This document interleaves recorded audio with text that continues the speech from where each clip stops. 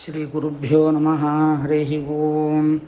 ನಮೋಸ್ತ್ವನಂತಾಯ ಸಹಸ್ರಮೂರ್ತಯೇ ಸಹಸ್ರಪಾದಾಕ್ಷಿ ಶಿರೋರಬಾಹವೇ ಸಹಸ್ರನಾಮ್ನೇ ಪುರುಷಾಯ ಶಾಶ್ವತೆ ಸಹಸ್ರಕೋಟಿಯುಗಧಾರಿಣೇ ನಮಃ. ಓಂ ಅಹನೇ ನಮಃ. ಓಂ. ಭಗವಂತನನ್ನು ಅಹ ಅಂತ ಕರೀತಾರೆ. ಯಾಕೆ? ಅಸಾವಹ ಇತಿ ಪ್ರೋಕ್ತಃ ಸರ್ವಲೋಕ ಪ್ರಕಾಶನಾತ್. ಬೃಹದಾರಣ್ಯಕ ಉಪನಿಷತ್ತು ಹೇಳುತ್ತದೆ, ಅಸೌ ಅಹ ಇತಿ ಪ್ರೋಕ್ತಃ. ಇವನನ್ನು ಅಹ ಅಂತ ಕರೀತಾರೆ. ಯಾಕೆ ಅಂತಂದರೆ ಸರ್ವಲೋಕ ಪ್ರಕಾಶನಾತ್, ಸರ್ವಲೋಕಗಳನ್ನು ಪ್ರಕಾಶಿಸುವವನಾದ್ದರಿಂದ ಅವನು ಅಹ.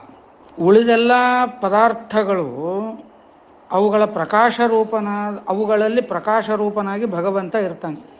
ಅಥರ್ವಣೋಪನಿಷತ್ತು ಇದನ್ನು ಸ್ಪಷ್ಟವಾಗಿ ಹೇಳ್ತದೆ. ಇಡೀ ಜಗತ್ತನ್ನು ಬೆಳಗುವಂತಹ ಸೂರ್ಯ, ಅವನ ಬೆಳಕು, ಚಂದ್ರನ ಬೆಳಕು, ಅಗ್ನಿಯ ಬೆಳಕು ಅದು ನನ್ನದು ಅಂತನ್ನುವ ಮಾತನ್ನು ಶ್ರೀಕೃಷ್ಣ ಪರಮಾತ್ಮ ಭಗವದ್ಗೀತೆಯಲ್ಲಿ ಹೇಳ್ತಾನೆ.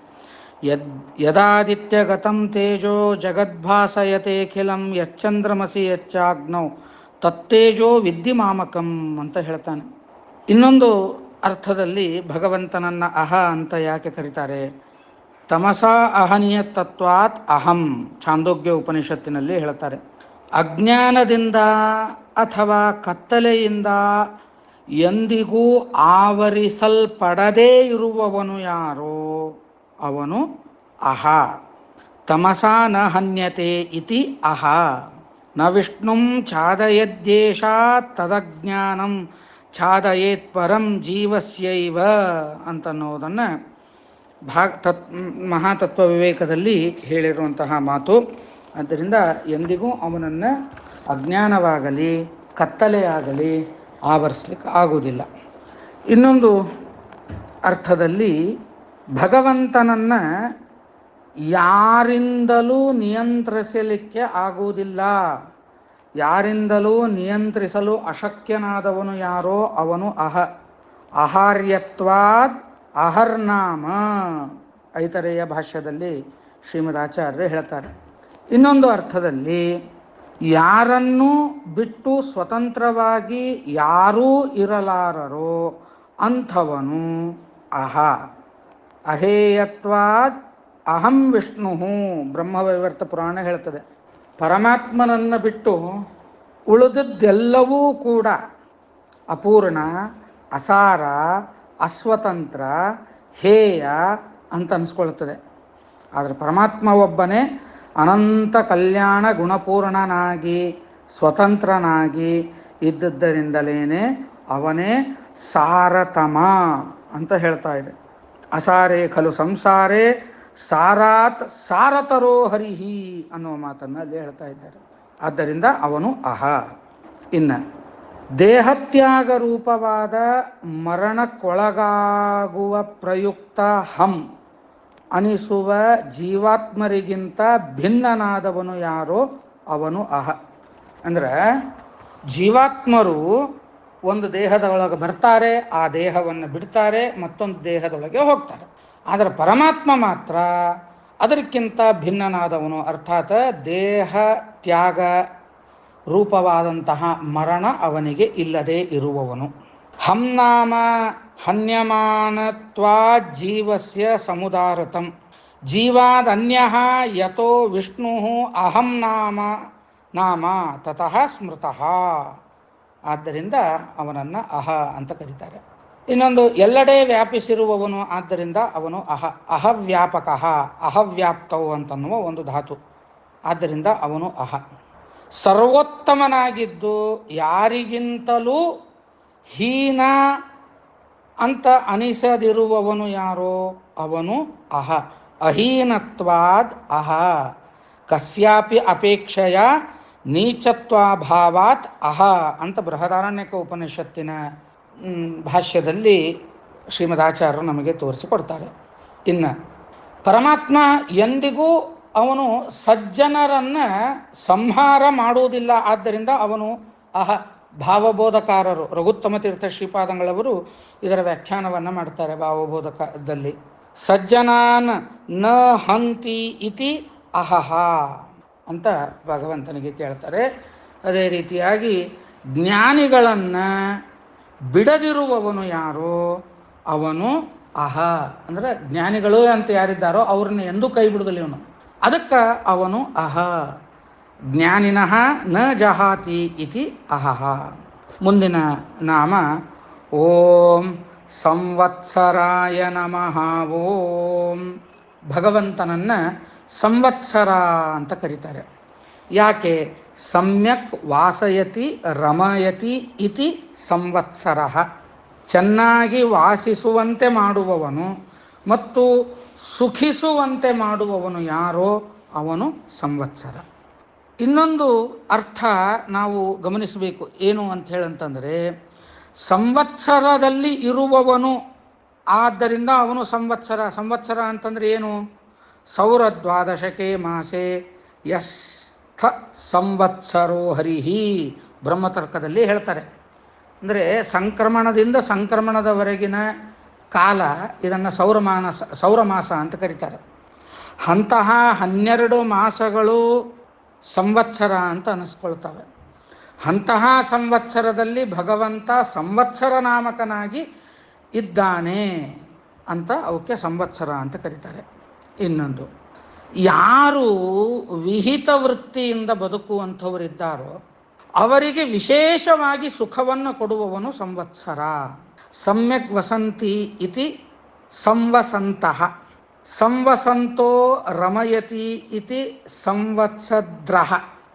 ಸ ಏವ ವರ್ಣವಿಪರ್ಯಯೇಣ ಸಂವತ್ಸರ. ಅಂದರೆ ಯಾರ್ಯಾರು ಬ್ರಾಹ್ಮಣ ಕ್ಷತ್ರಿಯಾದಿಗಳು ಅವರಿಗೆ ವಿಹಿತವಾದಂತಹ ಬದುಕನ್ನು ನಡೆಸ್ತಾ ಇದ್ದಾರೋ ಅವರಿಗೆ ವಿಶೇಷವಾದ ಸುಖವನ್ನು ಕೊಡುವವನು ಯಾರೋ ಅವನು ಸಂವತ್ಸರ. ನೋಡ್ರಿ, ವಿಹಿತ ವೃತ್ತಿಯಿಂದ ಬದುಕುವವರಿಗೆ ವಿಶೇಷವಾಗಿ ಸುಖವನ್ನು ಚತುರ್ಮುಖ ನೀಡುವ ಪ್ರಯುಕ್ತ ಅವನು ಸಂವತ್ಸರ ಅಂತ ಅನಿಸ್ಕೊಳ್ಳಿದ್ದಾನೆ.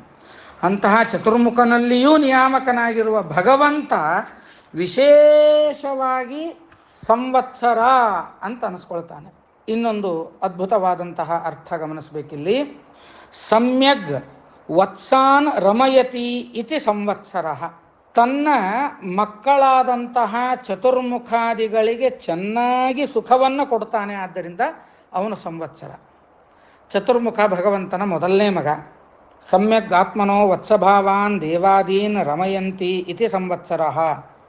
ಅದಕ್ಕೆ ಕೇವಲ ಬ್ರಹ್ಮನನ್ನು ಮಾತ್ರ ಅಲ್ಲ, ನಾವೆಲ್ಲರೂ ಅವನ ಮಕ್ಕಳೇ. ಆದ್ದರಿಂದ ನಮಗೂ ಸುಖವನ್ನು ನಮ್ಮ ಯೋಗ್ಯತಾನುಸಾರವಾಗಿ ಅವನು ಸುಖವನ್ನು ಕೊಡ್ತಾನೆ.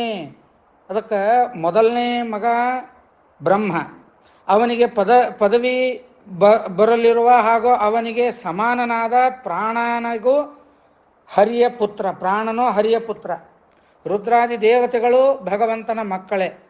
ಅಷ್ಟೇ ಯಾಕೆ, ಎಲ್ಲರೂ ಭಗವಂತನ ಮಕ್ಕಳೇ ಅನ್ನುವ ಮಾತು ಅಹಮಸ್ಮಿ ಪ್ರಥಮ ಜಾಋತಾಸ್ಯ ಪೂರ್ವಂ ದೇವೇಭ್ಯೋ ಅಮೃತಸ್ಯ ನಾಭಾಯಿ ಅಂತ ಈ ಅಷ್ಟಾವಧಾನದಲ್ಲಿ ಸಾಮವೇದವನ್ನು ಹೇಳ್ತೀವಲ್ಲ, ಅಹಮಸ್ಮಿ ಪ್ರಥಮ ಜಾಋತಾಸ್ಯ ಅಂತ ಪ್ರತಿಯೊಬ್ಬರೂ ಕೂಡ ಭಗವಂತನ ಮಕ್ಕಳೇ. ಆದ್ದರಿಂದ ಅಹ ಅಂತ ಹೇಳಂತಂದರೆ ಸಮ್ಯಗ್ ವತ್ಸಾನ್ ರಮಯತಿ ಇತಿ ಸಂವತ್ಸರ. ತನ್ನ ಮಕ್ಕಳಿಗೆ ಸಂತೋಷವನ್ನು ಕೊಡುವವನು, ಆದ್ದರಿಂದ ಅವನು ಸಂವತ್ಸರ ಅಂತ ಅವನಿಗೆ ಹೇಳ್ತಾ ಇದ್ದಾರೆ. ವರ್ಷದಲ್ಲಿ ಕಾಲನಿಯಾಮಕನಾಗಿರುವವನು ಯಾರೋ ಅವನು ಸಂವತ್ಸರ. ಸಂವತ್ ವರ್ಷಂ ಸರತಿ ಕಾಲನಿಯಾಮಕತೆಯ ಗಚ್ಚತಿ ಇತಿ ಸಂವತ್ಸರ ಅಂತ ಅಲ್ಲಿ ಹೇಳ್ತಾ ಇದ್ದಾರೆ. ಮುಂದಿನ ನಾಮ ಓಂ ವ್ಯಾಲಾಯ ನಮಃ. ಓಂ ಭಗವಂತನನ್ನು ವ್ಯಾಲಹ ಅಂತ ಕರಿತಾ ಇದ್ದಾರೆ. ಯಾಕೆ ಭಗವಂತ ವ್ಯಾಲ ಅಂತಂದರೆ ವಿಶೇಷೇಣ ಸಮಂತಾತ್ ಅಲತಿ ಭೂಷಯತಿ ಇತಿ ವ್ಯಾಲಃ. ಭಗವಂತನ ಈ ವಿಶಿಷ್ಟವಾದ ರೂಪ ವ್ಯಾಲ ಅಂದರೆ ಭಯಂಕರ ಅಲಂಕಾರವನ್ನು ಮಾಡ್ಕೊಳ್ತಾನಂತ ಪರಮಾತ್ಮ. ಭಯಂಕರ ಅಲಂಕಾರ ಮಾಡಿಕೊಳ್ಳುವ ಭಗವಂತನಿಗೆ ವ್ಯಾಲ ಅಂತ ಕರೀತಾರೆ. ವಿಶೇಷೇಣ ಸಮಂತಾತ್ ಅಲತಿ ಭೂಷಯತಿ, ಅತ್ಯಧಿಕವಾಗಿ ಅಲಂಕರಿಸುವವನು. ಅದಕ್ಕೆ ಹೇಳಿದ್ದು ಅಲಂಕಾರ ಪ್ರಿಯೋ ವಿಷ್ಣು. ಪರಮಾತ್ಮನಿಗೆ ಒಬ್ಬೊಬ್ಬ ದೇವರಿಗೆ ಒಂದೊಂದು ಪ್ರೀತಿ ಅಂತ, ಒಬ್ಬೊಬ್ಬ ದೇವರಿಗೆ ಒಂದೊಂದು ಪ್ರೀತಿ ಅಂತ. ಅಲಂಕಾರ ಪ್ರಿಯೋ ವಿಷ್ಣು, ಅಭಿಷೇಕೋ ಪ್ರಿಯೋ ಶಿವ. ವಿಷ್ಣುವಿಗೆ ಅಲಂಕಾರ ಅಂದರೆ ಬಹಳ ಪ್ರೀತಿ. ಹೀಗಾಗಿ ಎಷ್ಟೆಷ್ಟು ಹೂಗಳನ್ನು ತಗೊಂಡು ಎಷ್ಟೆಷ್ಟು ಬಂಗಾರಗಳನ್ನು ಹಾಕಿ ವಸ್ತ್ರಗಳನ್ನು ಹಾಕಿ ಅಲಂಕಾರ ಮಾಡ್ತೀವಿ, ಅಷ್ಟು ಪ್ರೀತನಾಗ್ತಾನೆ ಪರಮಾತ್ಮ. ಶಿವ ಅಲಂಕಾರ ಪ್ರಿಯ ಅಲ್ಲವ, ಅವ ಅಭಿಷೇಕ ಪ್ರಿಯ ಅವ. ಅದಕ್ಕೆ ಆ ಲಿಂಗದ ಮೇಲೆ ಒಂದು ಜಲಧಾರ ಯಾವಾಗಲೂ ಇಟ್ಟಿರ್ತಾರೆ ನೋಡ್ರಿ. ನಮಸ್ಕಾರ ಪ್ರಿಯೋ ಸೂರ್ಯ, ಸೂರ್ಯನಿಗೆ ನಮಸ್ಕಾರ ಅಂತಂದ್ರೆ ಬಹಳ ಪ್ರೀತಿ. ಹೀಗಾಗಿ ಎದ್ದ ಕೊಳ್ಳೆ ಸೂರ್ಯನನ್ನು ನೋಡಿದ ಕೊಳ್ಳೇನೆ ನಮಸ್ಕಾರ ಮಾಡ್ಬೇಕು, ಅವ ಆಶೀರ್ವಾದ ಮಾಡ್ತಾನೆ ನಮಗೆ ಅಂತ ಹೇಳ್ತಾ, ಬ್ರಾಹ್ಮಣೋ ಭೋಜನ ಪ್ರಿಯ, ಬ್ರಾಹ್ಮಣ ಅಂತನ್ನೋನು ಬಹುಜನಪ್ರಿಯನಾಗಿದ್ದಾನೆ ಅಂತ ಅಲ್ಲಿ ಹೇಳ್ತಾ ಇದ್ದಾರೆ. ಒಟ್ಟಾರೆ ಅಭಿಪ್ರಾಯ ಅಲಂಕಾರ ಅಂತನ್ನುವುದನ್ನು ಅಲ್ಲಿ ಬಹಳ ಅದ್ಭುತವಾಗಿ ಹೇಳ್ತಾ ಇದ್ದಾರೆ. ದೇವತಾ ಮಂಡಲ ಖಂಡಮಂಡನಂ, ದ್ವಾದಶ ಸ್ತೋತ್ರದಲ್ಲಿ ಶ್ರೀಮದ್ ಆಚಾರ್ಯರು ಕೂಡ ಇದನ್ನೇ ಹೇಳ್ತಾರೆ. ಇನ್ನೊಂದು, ಅಯೋಗ್ಯರು ತತ್ವಜ್ಞಾನವನ್ನು ಪಡೆಯದಂತೆ ವಿಶೇಷವಾಗಿ ಹಾಗೂ ಅತ್ಯಧಿಕವಾಗಿ ತಡೆಯುವವನು ಯಾರೋ ಅವನು ವ್ಯಾಲ. ಹೇಗೆ? ಅಯೋಗ್ಯಾಹ ತತ್ವಜ್ಞಾನಂ ನ ಯಥಾ ಪ್ರಾಪ್ನುಯು ತಥಾ ವಿಶೇಷ ಸಮಂತಾತ್ ಅಲತಿ ವಾರಯತಿ, ಅಲತಿ ಅಂದರೆ ವಾರಯತಿ ಇತಿ ವ್ಯಾಲಃ.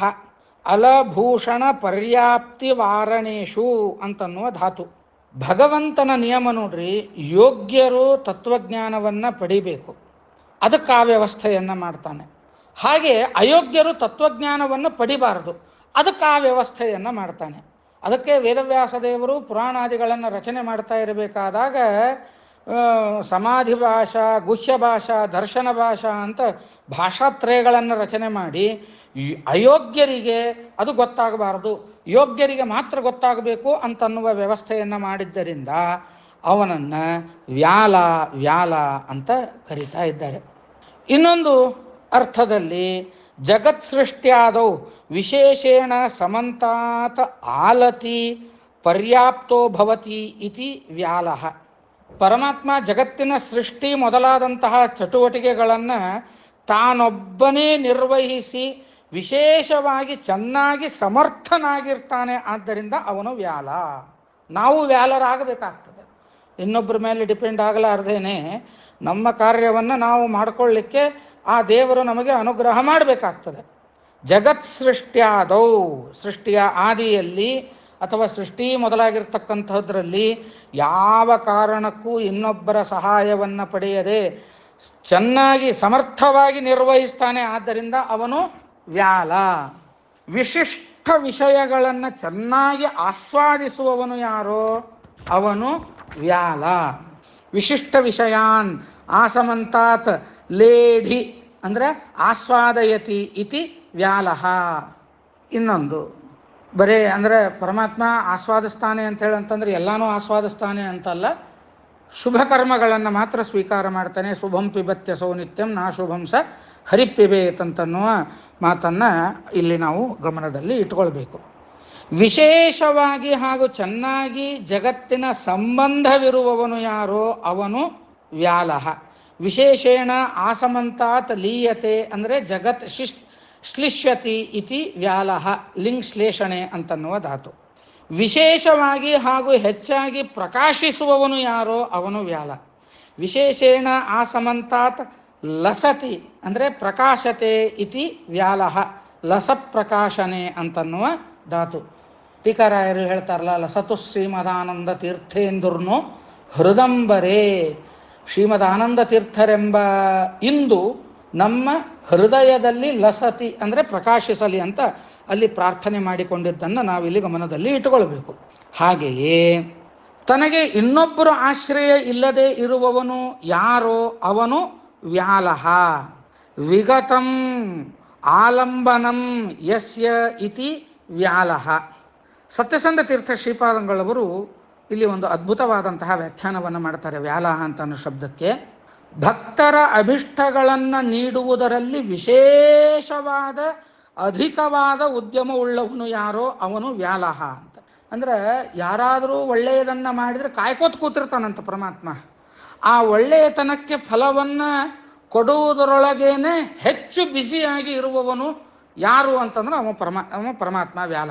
ಉಳಿದವರು ಕೊಡ್ತಾರೆ, ಬ್ರಹ್ಮರುದ್ರಾದಿ ದೇವತೆಗಳು ಕೂಡ ಒಳ್ಳೆಯದನ್ನು ಮಾಡಿದ್ದಕ್ಕೆ ಕೊಡ್ತಾರೆ. ಆದರೆ ಅವರು ಎಲ್ಲರಿಗಿಂತ ಹೆಚ್ಚು ಬ್ಯುಸಿ ಆಗಿರುವವನು, ಇಂಥ ಕೆಲಸದೊಳಗೆ ಬ್ಯುಸಿ ಆಗಿರುವವನು ಯಾರೋ ಅವನು ವ್ಯಾಲಹ. ವಿಶೇಷೇಣ ಆಸಮಂತಾತ್ ಅಡತಿ. ಅಡತಿ ಅಂತಂದರೆ ಉದ್ಯುಂಕ್ತೆ ಇತಿ ವ್ಯಾಲಹ. ವ್ಯಾಲ ಏವ ವ್ಯಾಲಹ. ಅಡ ಅಂತಂದ್ರೆ ಉದ್ಯಮನೆ ಅಂತದಾತು. ಅಡ ಅಂತಾಗಿದ್ರಿ ಅಲ ಅಂತ ಆಗಬೇಕಲ್ಲ ಅಂತಂದ್ರೆ ಸಂಸ್ಕೃತದಲ್ಲಿ ಡಲಯೋರಭೇದ ಅಂತ ಒಂದು ನಿಯಮ. ಡ ಅನ್ನುವಲ್ಲಿ ಲ ಅನ್ಬಹುದು, ಲ ಅನ್ನುವಲ್ಲಿ ಡ ಅನ್ಬಹುದು. ಸಂಸ್ಕೃತದಲ್ಲಿ ಅದು ದೋಷ ಇಲ್ಲ, ಡಲಯೋರಭೇದ ಅಂತ. ಅದಕ್ಕೆ ವ್ಯಾಢ ಏವ ವ್ಯಾಲಹ ಭಕ್ತಾಭಿಷ್ಟದಾನೋದ್ಯೋಗವಾನ್ ಇತ್ಯರ್ಥ. ಯಾವಾಗಲೂ ಅದರಲ್ಲೇ ಉದ್ಯುಕ್ತನಾಗಿರ್ತಕ್ಕಂಥವನು ಅಂತರ್ಥ. ಶತ್ರುಗಳನ್ನು ತಡೆಯುವವನು ಯಾರೋ ಅವನು ವ್ಯಾಲ. ವಿಶೇಷೇಣ ಆಸಮಂತಾತ್ ಶತ್ರುನ್ ಅಲತಿ ವಾರಯತಿ ಇತಿ ವ್ಯಾಲಹ. ಅಲವಾರಣೆ ಅಂತನ್ನುವ ಒಂದು ಧಾತುನಿದೆ. ದುಷ್ಟರ ಸಂಹಾರದಲ್ಲಿ ವಿಶೇಷವಾಗಿ ಉದ್ಯುಕ್ತನಾದಂಥವನು ಯಾರೋ ಅವನು ವ್ಯಾಲ. ದುಷ್ಟ ನಿಶೇಷ ಸಂಹಾರ ಕರ್ಮೋದ್ಯತಂ. ಕರ್ಮ ಉದ್ಯತಂ. ದುಷ್ಟ ನಿಶೇಷ ಸಂಹಾರ ಕರ್ಮ ಉದ್ಯತಂ. ದ್ವಾದಶ ಸ್ತೋತ್ರದಲ್ಲಿ ಆ ಮಾತನ್ನು ಹೇಳ್ತಾ ಇದ್ದಾರೆ. ಅದೇ ರೀತಿಯಾಗಿ ವಿಶಿಷ್ಟರಾದ ಜ್ಞಾನಿಗಳ ಪ್ರಾರ್ಥನೆಯನ್ನು ಸ್ವೀಕಾರ ಮಾಡುವವನು ಯಾರೋ ಅವನು ವ್ಯಾಲ. ಅಂದ್ರೆ ವಯಃ ಅಂತಂದರೆ ಜ್ಞಾನಿನಃ. ತಾನ ಅಲಾತಿ ಸ್ವೀಕರೋತಿ ಇತಿ ವ್ಯಾಲಃ. ಅದಕ್ಕೆ ದೇವರ ಮುಂದೆ ನಾವು ಪ್ರಾರ್ಥನೆ ಮಾಡುವಾಗ ನಾವು ಮಾಡಬೇಕು. ನಾವು ಮಾಡುವುದರ ಜೊತೆಗೆ ನಮ್ಗಿಂತ ದೊಡ್ಡವರಿದ್ದಾಗ ನಮ್ಮ ಸಲುವಾಗಿ ಪ್ರಾರ್ಥನೆ ಮಾಡ್ರಿ ಅಂತ ಅವ್ರಿಗೆ ಹೇಳಬೇಕು. ಉನ್ನತ ಪ್ರಾರ್ಥಿತ ಅಶೇಷ ಸನ್ನ ಸಾಧಕಂ ಅಂತ ದ್ವಾದಶ ಸ್ತೋತ್ರದಲ್ಲಿ ಈ ಮಾತನ್ನು ಹೇಳ್ತಾರೆ. ಉನ್ನತ ಪ್ರಾರ್ಥಿತ ಅಶೇಷ ಸಂಸಾಧಕಂ. ಉನ್ನತರು ಪ್ರಾರ್ಥನೆಯನ್ನು ಮಾಡಿದಾಗ ಅವರ ಮಾತನ್ನು ಕೇಳಿ ಆ ಮಾತನ್ನು ನಡೆಸ್ತಾನಂತ ದೇವರು. ಸ್ವಾಮಿಗಳ ಹತ್ರ ನಾವು ಯಾಕೆ ಪ್ರಾರ್ಥನೆ ಮಾಡ್ತೀವಿ? ಸ್ವಾಮಿ ನನಗೆ ಹಿಂಗೆ ತೊಂದರೆ ಅದ, ಸ್ವಾಮಿ ನಂದು ಈ ಕೆಲಸ ಆಗಬೇಕಾಗ್ಯದ, ಅದನ್ನು ಮಾಡುವ ಹಂಗೆ ಅನುಗ್ರಹ ಮಾಡ್ರಿ ಅಂತೇಳಿ ಹೇಳಿದರೆ ನಮ್ಮ ಮಾತೇನು ಕೇಳುವುದಿಲ್ಲ ಏನು ದೇವರು? ಸ್ವಾಮಿಗಳದಷ್ಟೇ ಮಾತು ಕೇಳ್ತಾನೇನು ಅಂತಂದ್ರೆ ಹೌದು. ಅದಕ್ಕೆ ಅವನನ್ನು ವ್ಯಾಲಹ ಅಂತ ಕರೆಯೋದು. ಯಾಕೆ ವ್ಯಾಲಹ ಅಂತ ಕರೀತಾರೆ? ವಯಃ ಅಂದರೆ ಜ್ಞಾನಿನಃ ತಾನ್ ಅಲಾತಿ ಸ್ವೀಕರೋತಿ ಇತಿ ವ್ಯಾಲಹ. ವಿಶಿಷ್ಟರಾದ ಜ್ಞಾನಿಗಳು ವೇದವ್ಯಾಸ ದೇವರ ಹತ್ರ ಹೋಗಿ ಇವರು ರಾಯರು ಹಂಗೆ ಪ್ರಾರ್ಥನೆ ಮಾಡ್ಕೊಂಡಾರ ನಮ್ಮ ಸಲುವಾಗಿ. ದೀನಂ ದೂನಂ ಅನಾಥಂ ಶರಣಾಗತಂ ಏನಂ ಉದ್ಧರ ಅಂತ ಅವರು ಪ್ರಾರ್ಥನೆ ಮಾಡ್ಕೊಳ್ತಾರೆ. ನಾವು ಪ್ರಾರ್ಥನೆ ಮಾಡ್ಕೊಂಡ್ರೆ ದೇವರು ನೋಡ್ತಾನೋ ಇಲ್ಲೋ.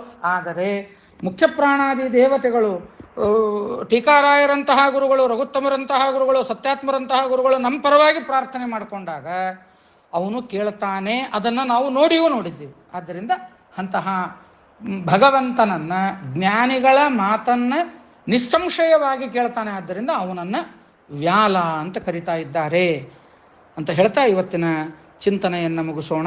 ಓಂ ಅಹ್ನೇ ನಮಃ. ಓಂ ಓಂ ಸಂವತ್ಸರಾಯ ನಮಃ. ಓಂ ಓಂ ವ್ಯಾಲಾಯ ನಮಃ. ಓಂ ಓಂ ಪ್ರತ್ಯಯಾಯ ನಮಃ. ಓಂ. ಭಗವಂತನನ್ನು ಪ್ರತ್ಯಯ ಅಂತ ಕರೀತಾರೆ. ಯಾಕೆ ಅಂತಂದರೆ ಜ್ಞಾನಸ್ವರೂಪತ್ವಾತ್ ಪ್ರತ್ಯಯ.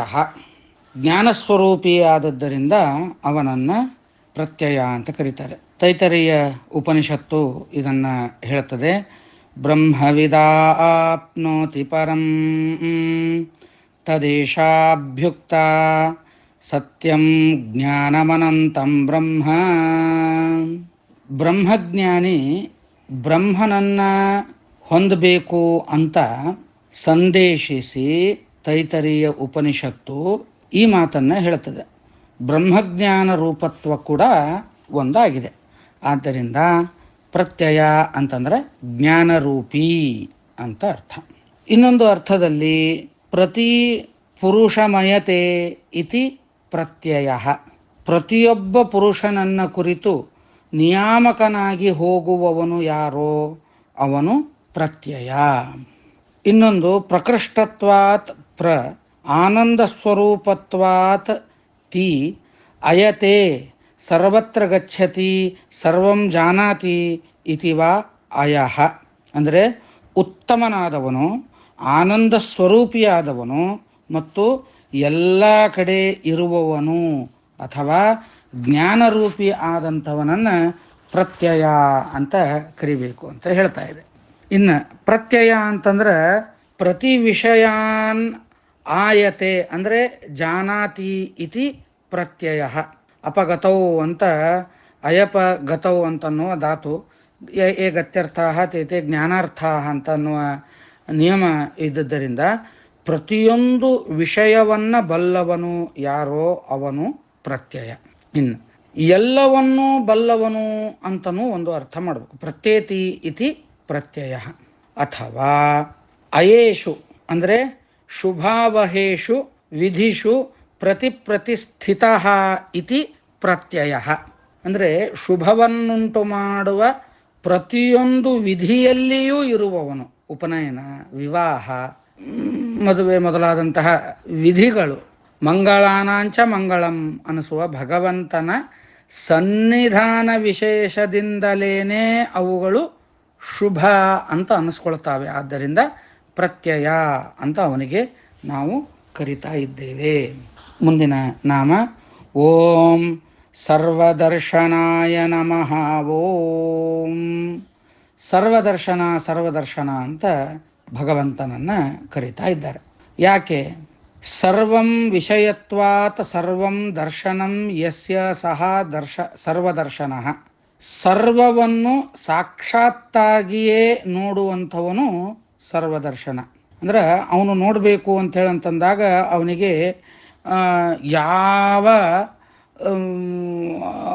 ಉಪಾಧಿ ಸಾಧನ ಇವುಗಳ ಅವಶ್ಯಕತೆ ಇಲ್ಲ. ರಮಾಪತೆ ವಿಶೇಷಣತೆಯ ಅಶೇಷ ದರ್ಶನ ಅಂತ ತತ್ವೋದ್ಯೋತದಲ್ಲಿ ಶ್ರೀಮದ್ ಆಚಾರ್ಯರು ಟೀಕಾಕೃತ್ಪಾದರು ಈ ವಿಷಯಗಳನ್ನು ನಮಗೆ ತೋರಿಸಿಕೊಡ್ತಾ ಇದ್ದಾರೆ. ಇನ್ನು ಪೂರ್ಣವಾದ ಜ್ಞಾನವುಳ್ಳವನು ಯಾರೋ ಅವನು ಸರ್ವದರ್ಶನ. ಸರ್ವಂ ಅಂದರೆ ಪೂರ್ಣಂ ಅಂತ ಅರ್ಥ. ಸರ್ವಜ್ಞ ಅಂತನ್ನುವಲ್ಲಿ ಸರ್ವಂ ಪೂರ್ಣಂ, ದರ್ಶನಂ ಜ್ಞಾನಂ ಯಸ್ಯ ಸಹ ಸರ್ವದರ್ಶನ.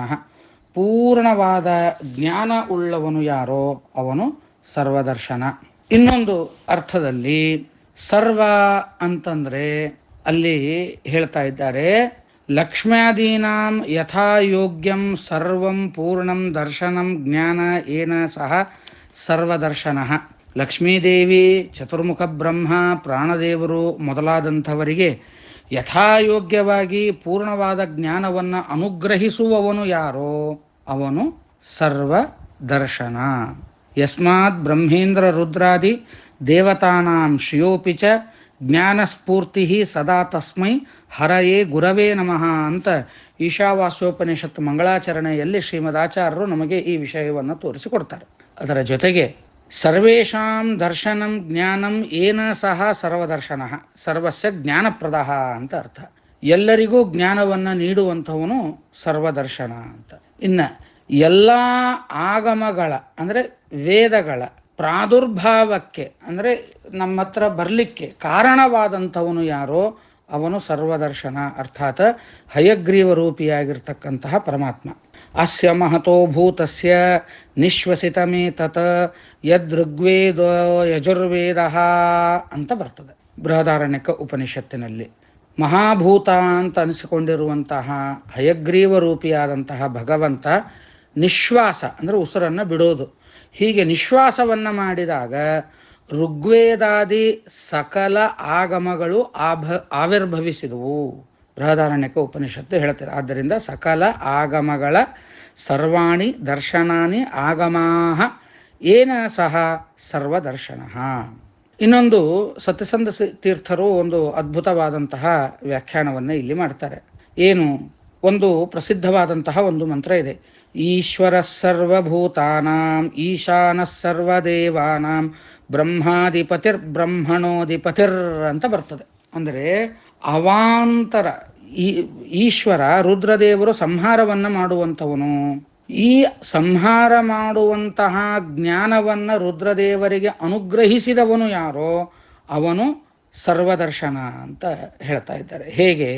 ಶರ್ವ ಅಂತಂದರೆ ಹಿಂಸಾಯಾಮ್ ಅಂತ ಬರ್ತದೆ ಅಲ್ಲಿ.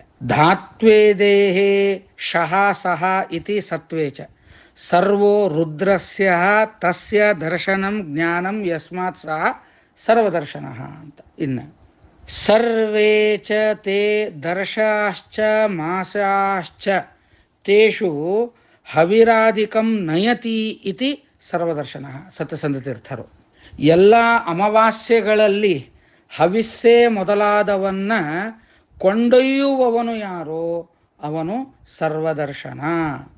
ಇನ್ನು ಸರ್ವಂ ದರ್ಶಯತಿ ಇತಿ ಸರ್ವದರ್ಶನ. ಎಲ್ಲದರ ಪ್ರತ್ಯಕ್ಷ ಜ್ಞಾನ ಬರಲು ಕಾರಣ ಇವನೇ, ಆದ್ದರಿಂದ ಇವನನ್ನು ಸರ್ವದರ್ಶನ ಅಂತ ಕರೀತಾ ಇದ್ದಾರೆ. ಮುಂದಿನ ನಾಮಚಿಂತನ ಓಂ ಅಜಾಯ ನಮಃ. ಓಂ ಭಗವಂತನನ್ನು ಅಜಹ ಅಂತ ಕರೀತಾರೆ. ಜ ಅಂತಂದರೆ ಹುಟ್ಟು, ಅಜ ಅಂತ ಹೇಳಂತಂದರೆ ಹುಟ್ಟು ಇಲ್ಲದೆ ಇರುವವನು. ನ ಜಾಯತೆ ಪ್ರಾಕೃತ ಶರೀರೇಣ ಸಂಯುಕ್ತೋ ಭವತಿ ಇತಿ ಅಜಹ. ಅಂದರೆ ಪ್ರಾಕೃತ ಶರೀರದ ಸಂಬಂಧ ರೂಪವಾದ ಜನನ ಇಲ್ಲದೆ ಇರುವವನು ಯಾರೋ ಅವನು ಅಜ. ನೋಡ್ರಿ, ಇದನ್ನು ಮಹಾಭಾರತದ ಶಾಂತಿ ಪರ್ವದಲ್ಲಿ ಪರಮಾತ್ಮನೇ ಹೇಳ್ಕೊಳ್ತಾ ಇದ್ದಾನೆ. ನಹಿ ಜಾತೋ ನ ಜಾತೇಯಂ ನ ಜನಿಷ್ಯೇ ಕದಾಚನ ಕ್ಷೇತ್ರಜ್ಞ ಸರ್ವಭೂತಾನಾಂ ತಸ್ಮಾದಾಹು ಅಜಸ್ಮೃತಃ. ಹಿಂದೆ ಹುಟ್ಟಿಲ್ಲ, ಈಗನೂ ಹುಟ್ಟಿಲ್ಲ, ಮುಂದೆಯೂ ಹುಟ್ಟುವುದಿಲ್ಲ. ಆದ್ದರಿಂದಲೇನೆ ಅವನನ್ನು ಅಜ ಅಂತ ಕರೀತಾ ಇದ್ದಾರೆ. ಇನ್ನೊಂದು ವಿಶೇಷತೆ ಏನು ಅಂತ ಹೇಳಂತಂದರೆ, ಪರಮಾತ್ಮ ಅನುವ್ಯಾಖ್ಯಾನದಲ್ಲಿ ಶ್ರೀಮದ್ ಆಚಾರ್ಯರು ಇದನ್ನು ತೋರಿಸಿಕೊಡ್ತಾರೆ. ಸ್ವತಂತ್ರತ್ವಾತ್ ಪರಾತ್ಮನಃ ನೈವೋತ್ಪತ್ತಿ ಕಥಮಪಿ ನ ಸ್ವತಂತ್ರಂ ತಥೋಪರಂ ನೈವ ಕಿಂಚಿತ್ ತಥೋ ಜನ್ಮ ವರ್ಜಿತಂ ಪರಮಾಧೃತೆ ಅಂತ ಅನುವ್ಯಾಖ್ಯಾನದ 2ನೇ ಅಧ್ಯಾಯದಲ್ಲಿ ಶ್ರೀಮದಾಚಾರ್ಯರು ನಮಗೆ ತೋರಿಸಿಕೊಡ್ತಾರೆ. ಪ್ರಕೃತಿ, ಪುರುಷ, ಕಾಲ ಇವರೆಲ್ಲರೂ ಈಶ್ವರ ಅಧೀನ ವಿಶೇಷ ವ್ಯಾಪ್ತಿ ರೂಪವಾದಂತಹ ಜನ್ಮ ಅವರಿಗೆ ಇದ್ದೇ ಇದೆ. ಆದರೆ ಪ್ರಕೃತಿ ಪುರುಷ ಕಾಲ ಇತ್ಯತೆ ಚ ಸಮಸ್ತಶಃ ಈಶಾಧೀನ ವಿಶೇಷೇಣ ಜನ್ಯ ಇತ್ಯೇವ ಕೀರ್ತಿತಾಃ. ಅವರಿಗೆಲ್ಲ ಜನನ ಅಂತಂದ್ರೆ ಪರಮಾತ್ಮನ ಅಧೀನವಾಗಿರೋದು. ಭಗವಂತ ಆದರೆ ಸರ್ವ ಸ್ವತಂತ್ರ ಪ್ರಯುಕ್ತ ಆದದ್ದರಿಂದ ಪರಾಧೀನ ವಿಶೇಷ ವ್ಯಾಪ್ತಿ ರೂಪವಾದಂತಹ ಜನ್ಮಕ್ಕೆ ಅವಕಾಶವೇ ಇಲ್ಲ. ಆದ್ದರಿಂದ ಅವನೊಬ್ಬನೇ ಯಾವುದೇ ರೀತಿಯಾದ ಜನನಕ್ಕೆ ಒಳಗಾಗದವನು. ಆದ್ದರಿಂದ ಅವನು ಅಜ. ಅಜ ಅಂತ ಹೇಳಂತಂದರೆ ಹಿಂದೆಲ್ಲ ನಾವು ತಿಳಿದ್ವಿ ಏನು ಅಂತಂದರೆ, ಪೂರ್ಣತ್ವಾದ್ ಅನಾಮಕತ್ವಾತ್ ಸ್ವಸ್ಮಾದೇವ ಸ್ವಯಂ ಜಾಯತೆ ಇತಿ ಅಜಃ. ಪೂರ್ಣನಾದದ್ದ ಪ್ರಯುಕ್ತ ಅಂತ ಅನಿಸ್ಕೊಳ್ತಾನೆ, ತನ್ನಿಂದಲೇ ಅಂದರೆ ಬೇರೆ ಬೇರೆ ರೂಪಗಳಲ್ಲಿ ಅಭಿವ್ಯಕ್ತನಾಗುವವನು. ಪರಮಾತ್ಮ ಮೂಲ ರೂಪದಿಂದ ಬೇರೆ ರೂಪಗಳನ್ನು ಅವನು ತಾಳ್ತಾ ಹೋಗ್ತಾನೆ. ಆದ್ದರಿಂದ ಅವನು ಅಜ. ಒಂದನೇದ್ದು ಅಜ ಅಂತಂದರೆ ಜನನವಿಲ್ಲದೆ ಇರುವವನು.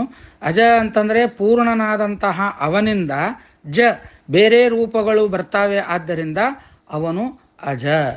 ಪೂರ್ಣಮದಃ ಪೂರ್ಣಮಿದಂ ಪೂರ್ಣಾತ್ ಪೂರ್ಣಮುದಚ್ಯುತೆ ಪೂರ್ಣಸ್ಯ ಪೂರ್ಣಮಾದಾಯ ಪೂರ್ಣಮೇವಾವಶಿಷ್ಯತೆ ಅಂತ ಹೇಳಿದ ಹಾಗೆ ಭಗವಂತನ ಪೂರ್ಣವಾದ ಮೂಲ ರೂಪದಿಂದ ಪೂರ್ಣವಾದ ಅವತಾರಗಳು ಅಭಿವ್ಯಕ್ತವಾಗುತ್ತವೆ. ಆದ್ದರಿಂದಲೂ ಅವನು ಅಜ. ಇನ್ನೊಂದು ಅರ್ಥದಲ್ಲಿ ಅಜ ಅಂತ ಹೇಳಂತಂದರೆ ಅಜ ಪದವಿ ಅಂತ ಕರೀತಾರೆ, ಅಂದರೆ ಬ್ರಹ್ಮ ಪದವಿ ಅಂತ. ಬ್ರಹ್ಮನೂ ಕೂಡ ಅಜ ಅಂತ ಕರೆಸ್ಕೊಳ್ತಾನೆ. ಇತಿ ವಿಷ್ಣು ತಜ್ಜಾತತ್ವಾತ್ ಅಜಃ ಇತಿ ಬ್ರಹ್ಮ ಇತ್ಯಾದಿ ಶ್ರುತೆ. ಛಾಂದೋಗ್ಯೋಪನಿಷತ್ತು ಈ ಮಾತನ್ನು ಹೇಳ್ತದೆ. ವಾಸುದೇವಾತ್ ಪರೋನೈವ ಬ್ರಹ್ಮ ಶಬ್ದೋದಿತೋ ಭವೇತ್. ಅಂದ್ರೆ ಚತುರ್ಮುಖ ಬ್ರಹ್ಮನೂ ಕೂಡ ಅಜ ಅಂತ ಅನ್ಸ್ಕೊಳ್ತಾನೆ. ಆದರೆ ಅವನು ಯಾಕೆ ಅಜ ಅಂತ ಅನ್ಸ್ಕೊಳ್ತಾನೆ ಅಂತಂದ್ರೆ ಪೂರ್ಣನಾದಂತಹ ಪರಮಾತ್ಮನಿಂದ ಹುಟ್ಟಿದವನಾದ್ದರಿಂದ ಬ್ರಹ್ಮನು ಕೂಡ ಅಜ ಅಂತ ಅನ್ಸ್ಕೊಳ್ತಾನೆ. ಆದರೆ ಅವನಲ್ಲಿ ಅಜತ್ವವನ್ನು ತಂದು ಕೊಟ್ಟವನು ಪರಮಾತ್ಮನೇ. ಆದ್ದರಿಂದ ಅವನನ್ನು ಅಜ ಅಜ ಅಂತ ಕರಿಬೇಕು ಅನ್ನುವ ಮಾತನ್ನು ಅಲ್ಲಿ ಹೇಳ್ತಾ ಇದ್ದಾರೆ. ಓಂ ಸರ್ವೇಶ್ವರಾಯ ನಮಃ. ಓಂ ಭಗವಂತನನ್ನ ಸರ್ವೇಶ್ವರ ಸರ್ವೇಶ್ವರ ಅಂತ ಕರಿತಾ ಇದ್ದಾರೆ. ಯಾಕೆ ಅಂತಂದರೆ ಸರ್ವೇಷಾಂ ಈಶ್ವರ ಸರ್ವೇಶ್ವರ, ಎಲ್ಲರಿಗೂ ಒಡೆಯನಾದಂಥವನು ಯಾರೋ ಅವನು ಸರ್ವೇಶ್ವರ. ಇಡೀ ಜಗತ್ತಿನಲ್ಲಿ ಎಲ್ಲರಿಗೂ ಒಡೆಯ. ಜನಕರಾಜನಿಗೆ ಯಾಜ್ಞವಲ್ಕ್ಯರು ಹೇಳ್ತಾ ಒಂದು ಮಾತನ್ನು ಹೇಳ್ತಾರೆ. ಪರಮಾತ್ಮ ಅಂದರೆ ಎಲ್ಲವೂ ತನ್ನ ಅಧೀನದಲ್ಲಿರುವಂಥವನು. ಬ್ರಹ್ಮ ರುದ್ರ ಇವರಿಗೆಲ್ಲರಿಗೂ ಚಟುವಟಿಕೆಯನ್ನು ನೀಡುವಂಥವನು. ಗುಣಾಧಿಕನಾಗಿದ್ದು ಪಾಲಕನಾಗಿ ಅಧಿಪತಿ ಅಂತ ಅನ್ನಿಸ್ಕೊಳ್ತಾ ಇದ್ದಾನೆ. ಮತ್ತು ಇವತ್ತು ಇಲ್ಲ ನಾಳೆ ಇರ್ತಾನೆ ನಾಡದೇ ಇರುವುದಿಲ್ಲ ಅಂತಲ್ಲ, ಎಂದೆಂದೂ ಅವನು ಅಧಿಪತಿಯೇ ಆಗಿರ್ತಾನೆ. ಆದ್ದರಿಂದ ಅವನನ್ನು ಸರ್ವೇಶ್ವರ ಸರ್ವೇಶ್ವರ ಅನ್ನಬೇಕು ಅಂತ ಜನಕರಾಜನಿಗೆ ಯಾಜ್ಞವಲ್ಕ್ಯರು ಹೇಳ್ತಾ ಇದ್ದಾರೆ. ಸವಾ ಏಷ ಮಹಾರಾಜ ಆತ್ಮ ಸರ್ವಸ್ಯ ವಶಿ ಸರ್ವಶೇಷಾನ ಸರ್ವಸ್ಯಾಧಿಪತಿ ಏಷಃ ಸರ್ವೇಶ್ವರಃ ಏಷಃ ಭೂತಾಧಿಪತಿ ಏಷಃ ಭೂತಪಾಲಃ ಏಷ ಸೇತುರ್ ವಿಧಾರಣಃ ಅಂತ ಬೃಹದಾರಣ್ಯಕ ಉಪನಿಷತ್ತಿನಲ್ಲಿ ಈ ಮಾತನ್ನು ಹೇಳ್ತಾ ಇದ್ದಾರೆ. ಪೂರ್ಣನಾದ ಈಶ್ವರನು ಯಾರೋ ಅವನು ಸರ್ವೇಶ್ವರ ಅಂತ ಅರ್ಥ. ಸರ್ವ ಅಂತಂದ್ರೆ ಪೂರ್ಣ ಅರ್ಥ. ಈಶ್ವರ ಸ್ವಾಮಿ ಸರ್ವೇಶ್ವರ ಅಂದ್ರೆ ಪರಮಾತ್ಮ ಸಾರ್ವಭೌಮ ಇದ್ದಂಗೆ, ಚಕ್ರವರ್ತಿ ಇದ್ದಂಗೆ. ಅವನ ಆಜ್ಞೆಯನ್ನು ಸಾಮಂತರಾಜರು ಹೆಂಗೆ ನಡೆಸ್ತಾರೋ ಹಂಗೆ ಚತುರ್ಮುಖಾದಿಗಳು ನಡೆಸ್ತಾರೆ. ಆದ್ದರಿಂದ ಪೂರ್ಣನಾಗಿ ಇರುವಂಥವನು ಅವನೇ. ಮಾಂಡುಕ್ಯೋಪನಿಷತ್ತು ಒಂದು ಮಾತನ್ನು ಹೇಳ್ತದೆ, ಏಷ ಸರ್ವೇಶ್ವರ. ಯಾಕೆ ಅಂತಂದರೆ ವಿಶ್ವ ತೈಜಸ ಪ್ರಾಜ್ಞ ಹಾಗೂ ತುರ್ಯ ಇವುಗಳನ್ನು ಸರ್ವೇಶ್ವರ ಅಂತ ವರ್ಣನ ಮಾಡ್ತಾ ಇದೆ. ಅಸ್ಯ ವಚನಸ್ಯ ಪ್ರಾಜ್ಞರೂಪ ನಿರೂಪಣ ಪ್ರಸ್ತಾವೇ ಪಠಿತತ್ವೇಪಿ ಸರ್ವತ್ರ ಅನ್ವಯ ಕರ್ತವ್ಯ ಇತಿ ಆಚಾರ್ಯಾ ವ್ಯಾಖ್ಯಾತವಂತಹ. ಮಾಂಡುಕ್ಯೋಪನಿಷತ್ ಭಾಷ್ಯದಲ್ಲಿ ಈ ಮಾತನ್ನು ಅಲ್ಲಿ ಹೇಳ್ತಾ ಇದ್ದಾರೆ. ಇನ್ನೊಂದು ಅರ್ಥದಲ್ಲಿ ಪೂರ್ಣನಾದವನು ಮತ್ತು ಈಶ್ವರ ಅಂತ ಅನಿಸ್ಕೊಳ್ತಕ್ಕಂತಹ ಬ್ರಹ್ಮಾದಿಗಳಿಗಿಂತಲೂ ಉತ್ತಮನು ಯಾರೋ ಅವನು ಸರ್ವೇಶ್ವರ. ಪೂರ್ಣತ್ವಾತ್ ಸರ್ವ ಈಶೇಭ್ಯ ಬ್ರಹ್ಮಾದಿಭ್ಯ ವರತ್ವಾತ್ ಈಶ್ವರ ಸರ್ವಶ್ಚಾಸೌ ಈಶ್ವರಶ್ಚ ಸರ್ವೇಶ್ವರ. ಸರ್ವೇಭ್ಯ ಅಂದರೆ ಈಶೇಭ್ಯ ವರತ್ವಾತ್ ಸರ್ವೇಶ್ವರ. ಈಶ್ವರ ಅನಿಸುವಂತಹ ಈಶ್ವರನಿಗಿಂತಲೂ ಉತ್ತಮನಾದಂಥವನು, ಬ್ರಹ್ಮನಿಗಿಂತಲೂ ಉತ್ತಮನಾದಂಥ ಅವನು ಸರ್ವೇಶ್ವರ. ಈಶರೆಲ್ಲರಿಗೂ ಅಭಿಷ್ಟವನ್ನು ಅನುಗ್ರಹ ಮಾಡುವವನು ಯಾರೋ ಅವನು ಸರ್ವೇಶ್ವರ. ಸರ್ವೇಷಾಂ ಈಶಾನಾಂ ವರಂ ಏನ ಸಹ ಸರ್ವೇಶ್ವರ. ಇನ್ನೊಂದು ಅರ್ಥದಲ್ಲಿ ಸರ್ವೇಶ್ವರಳಾದಂತಹ ಲಕ್ಷ್ಮೀದೇವಿಯಿಂದ ಪತಿಯಾಗಿ ಸ್ವೀಕರಿಸಲ್ಪಟ್ಟವನು ಯಾರೋ ಅವನು ಸರ್ವೇಶ್ವರ. ಸರ್ವೇಶಯ ಪತಿತತ್ವೇನ ವ್ರೀಯತೆ ಸ್ವೀಕ್ರಿಯತೆ ಇತಿ ಸರ್ವೇಶ್ವರ. ಇನ್ನು ಮುಂದಿನ ನಾಮ ಓಂ ಸಿದ್ಧಾಯ ನಮಃ. ಓಂ ಭಗವಂತನನ್ನು ಸಿದ್ಧ ಸಿದ್ಧ ಅಂತ ಕರೀತಾ ಇದ್ದಾರೆ. ಯಾಕೆ ಅವನನ್ನು ಸಿದ್ಧ ಅಂತ ಕರೀತಾರೆ ಅಂತಂದರೆ ಅಣಿಮಾದಿ ಸಿದ್ಧಿಗಳು ಸ್ವಾಭಾವಿಕವಾಗಿ ಸರ್ವಾಧಿಕವಾಗಿ ಉಳ್ಳವನು ಯಾರೋ ಅವನು ಸಿದ್ಧ. ಅಣಿಮಾದಿ ಸಿದ್ಧಯ ಅಸ್ಯ ಸಂತಿ ಇತಿ ಸಿದ್ಧ. ಅಣಿಮಾ ಮಹಿಮಾ ಇತ್ಯಾದಿ 18 ಸಿದ್ಧಿಗಳು.